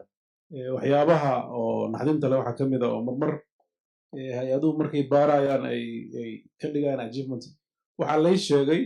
dhowr sano ka hor kororka magaaleynta ama puntland ama soomaaliya inay ahaan jirta 18% dhowrkii sano u dambeeye waxay noqotay waa layidhi 53%. dadkii baadiyihii waa ka soo galeen magaalooyinkii waa figar un-ku shirkii ugu dambeeyey ay noo sheegeen markaan xukunka soo nimid waxyaabaha ugu weyn oo hay-adaha kala hadalna waxaa ka mid a magaaleynta waxa ugu badan ee soo gelaayo waxaa ka mid a nidaamka hay-aduhu u shaqeeyaan oo waayadaana waxa la dhaho cash froger baa la yidhahdo dadka loo qaybinayo dadkii markay wax ku dhaceen duruuftii yarayd inay marxalad abaartu dhacday oo miyigii laga yimid sinan ay dhacday in waxa la rabay muddo kooban la siiyo dadkii waxa weeye waxay heleen halkii qoys magacyo badan ay qaadanayaana laygu yidhi 4-5 foojar oo min 150 ay helayaan marka rafaad iyo baadiyihii waa marka arrintaas waa disaster dadkii waxaa laga dhigay mucsir aan shaqo qabsan karin waxaa istaagay production linekii dadkan u lahaa oo ahaa miyiga waxaan runtii sharcigeeda gacanta lagu wadaa oo soo saarnay oo siyaasad ahaanna u approve garaynay inuusan jiri karin 6 bilood soo socoto qof reer puntland ah oo idp ah options la siiyo in lagu celiyo degaankii uu ku noolaan jiray isagoo dib u degaameyn la siinayo haddii ay ku adkaato degaankii inuu joogi waayo degaanka kale uu door bido in dhaqan dhaqaaleed loogu sameeyo hadduu dhaho magaaladii kama tegaayo in loo abuuro dhaqaalo uu ku shaqaysto si in laga joojiyo markaas waxaa la yidhahdo cash forger cashka la sheegay marka siyaasadahaas waxay u baahan tahay in la iska kaalmaysto oo loo arag dowladdu inay dadka hadhowti duulaan ku tahay waxyaabaha runtii disasterka ah waxa weeye eriyadii wax soo saarka iyo productionka waa laga yimid xoolihii waa laga yimid beeyadii waa laga soo degay iyo beerihii kalluumaysigii waa laga yimid dadkeennuna waa weli dad waxyaabaha productiga dabiiciga oo xoolaha ay ka shaqaysta industrialna ma lihin oo waa kaasaa biyo keliyaan soo saarna marka waa siyaasad dhaqaale oo xoog badan arrinta investmentiga markaan leenahay ujeedadood maa ajnabi keliya noo imaada investmentiga waxa waaye in dadku investigareeyaan waxaana soo saarnay eriyooyinka la rabo in la investigareyso waxa ugu muhiimsan waxyaabaha sahlan ee dalkan uu leeyahay oo la maal gashan karo oo ugu horeeyaan xoolaha beeraha kalluumaysiga macdanta iyo wixii kale oo soo raaca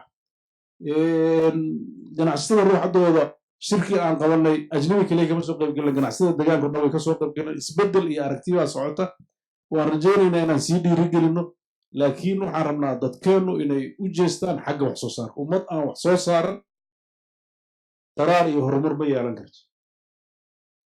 marka waan rajaynayaa aragtida siyaasaddaas in puntland oo dhan ka wada shaqayso waxaan ku boorinayaa ganacsatada iyo cid walbaba inay iyo dadkaba in lagu wacyigeliyo in arrimahan ku saabsan in xoolihii miyigii niman ganacsata geel dhaqanayaan beero samaysanayaan dhinac waa positive laakiin dowladda regulationa laga rabaa wasaaradii in loo xadido qofka geelo intuu leeyahay inta beertiisu noqon karto dhulka iska xiran dhulka la iska weeqaartay magaalada garoowe iyo magaalooyinka la mid ah dhulka intay niman iska qabsadeen lacag badanaan ku rabnaa dhahayaan waxay hor istaagayaan horumarka iyo bilicda magaalada inay kocdo waxyaabahaas dowladdu aragti bay ka leedahay waxyaabahaas inaan hadda ka hor dhaco ma rabo laakiin dhaliil weyn baa dalka ka jirta oo dadku sababayaan marka dowladdu iyo dadku dowladdu waa dadkii marka waxaa la rabaa in la iska kaashado oo si laysla qaatay looga wada shaqeeyo dhammaan qeybaha kala duwan ee bulshada aad baa umahadsanta waa tahay madaxweynaha inoo soo xiraya kelmadda dardaaranka ahayd maana ilaawi su-aashii dadweynaha la weydiin lahaa ama weydiintii madaxweynuhu ugu tegi lahaa isaguna dadweynaha isagaa inoo soo gunaanadaya madaxweynuhu waa mahadsanteen bismillahi raxmaan raxiim dabcan marka ugu horeysa waxaan u mahadnaqayaa hay-adda BRDC maanta aan mar arkayo warqadahooda aniga biyo puntland aan aqoon jiray laakiin hadda si kale wax u bedelay marka aniga waxaan qabaa puntland yaan laga tegin marka taas waa markaan waxaan si gaara hay-addan ugu mahadnaqayaa dowrka ay mar walba ka qaadan jirta dowlad dhiska puntland iyo wacyigelinta bulshada reer puntland iyo sida ay u soo bandhigi lahayd cilmi baarisyo waxaan ku bogaadinayaa inay taariikh badan oo dhaxalgala hayso oo qaybtood ay library bedeleen kuwa kalena aan rajaynaya inay horumar badan kusii sameeyaan waxaan rabaa inaan fursaddan uga faa'iidaysto inay dowladdu ka mid tahay siyaasadeeda inay hay-addan ay xoojiso oo garab istaagto sidii ay doorkooda usii qaadan lahayd waxaan uga mahadnaqayaa dadka ka soo qayb galay oo xaqiiqda dadkii puntland labeentooda ahaa intii su-aalaha weydiisay quruxda badnayd iyo inta kale oo jeclayd inay weydiiso intaba waan iga mahad celinayaa waan rajaynayaa in kulamo noocan oo kaleeta oo dah furan la yeesho maxaa yeelay dalkeenna ayaan rabnaa aan horumarino dardaarankii ugu muhiimsan waxa weeye inaan ka wada shaqayno wixii aan ka wada shaqayn jirnay mas-uuliyad kasta iyo xil kasta aan hayno iyo goor kasta inta markaas nool oo ah adkaynta nabadgelyada adkaynta midnimada iyo ka shaqaynta horumarka puntland iyo soomaaliya saddexdaba inta ay puntland aad ka qabanaysaanna soomaaliya aad ka qabataan inaydan ka daalin geedi socodka dibudhiska dowladnimada soomaaliya si kastoo aad u dareentaan dhaliilo si kastoo aad u dareentaan gacan bidixayn waa in aydan ka leexan waddadii ahayd inaad soomaaliya aad qaybta aad ku leedihiin ka qaadataan dibudhiskeeda iyo dowladdhiskeeda duruufo kastoo na soo mara waxaan runtii idiga tegayaa inaad mar walba su-aasha aad isweydiinaysaan ay ahaato sidii puntland waxa ka khaldan loogu dhammayn lahaa oo loogu hagaajin lahaa waddo dimuqraadiya oo daah furan oo aysan u dhici lahayn qof wax tabanaya inuusan dhaawicin nabadda xasiloonida iyo midnimada waxaan qabaa si daah furan oo dimuqraadiya aragtiyaha kala duwan in loo dhiibto oo ay ku jirto hufnaan iyo ilaalin anshaxa iyo dhaqanka suuban ee aan leenahay waxaan kaloo rajaynayaa midabada kala duwan ee yeelan karaan dadka nacabka iyo cadowga ah puntland in si fiican looga foojignaado oo aan looga dhuuman laba arrimood oo dadka soomaaliya u nugul yihiin waa inaan diin loogu dhuuman waa inaan qabiil loogu dhuuman labadaas waa inay aad isaga fiiriyaan dadka danta caamka ka hor imaanayo ma aha diin midda labaad muwaadinnimadu iyo wadaninimadu waxay ku dhisataa aragti aan ku salaysnayn labadaas mararka qaarkood aan laga abtaana dhici karta matalan dalalka degan oo muwaadinka ah hadday yihiin dalal isugu jira muslim iyo gaalana muwaadinnimada iyo citizenku waa ka dhexeeya hadday yihiin dal muslim ah oo kala madhab duwanna sida dowladaha muslimka ee shiicada iyo sunniga ah waxaa laga faa'iidaystaa khilaafkooda waxaad ogtihiin afghanistan iyo ciraaq waxyaabaha ay la digin in diinta loogu soo galo ee cadowgu noqdaan wadamada sunniga ah oo sida soomaaliya soo gamada madhabo kala duwan al-shabaab suufiya oo dhigo sidoo kale qabyaaladda waa laga faa'iistaa marka waxaan u baahannahay marka dowladnimada laga hadlayo in caadifadda laga doodoodo caadifadda diiniga ah oo tacasufka la yidhaahdo oo cid u xaglinaysa haddii uu dhaho aniga waxa aan qabo keliya sax ah islaamka nabigeena maxamed calayhi salaatu wasalaam nooga tegey oo sida fiican uu noogu sharxay sheekh yacquub inuu shiikhaya isagaa maanta caddeeyey si fiican uu u sharxay in waxaa la rabaa taas aan haysanno oo xarigga ilaahay la wada qabsado oo wasadiyada ah oo dhexad oo cidna aanan maaragtay ku xadgudbayn oo ilaalinayso qofka xuquuqdiisa dastuuriga ah iyo midkiisa muwaadinnimada ah qabyaaladana ilaahay baa qabiil laga dhigay litacaarafu baa layidhi shucuuban wa qabaa'il iyadana waxaa la rabaa tacaarufkaas inay noqoto aysan noqon wax laysugu exdo oo laysku garbiyo wixii dood qaba oo aragti siyaasadeed oo dowladda aragtideeda ka duwan laba waddaa u furan inay xisaab furtaan oo ay nagula tartamaan dimuqraadiyadda inay b r d c yimaadaano nala doodaan waa mahadsantiin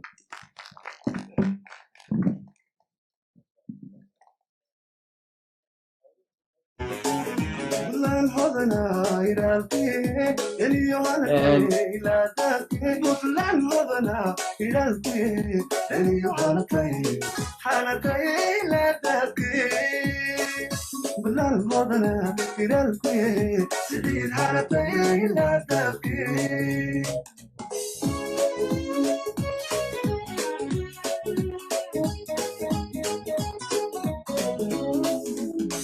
horto xareer hirqane ayaan ku degyo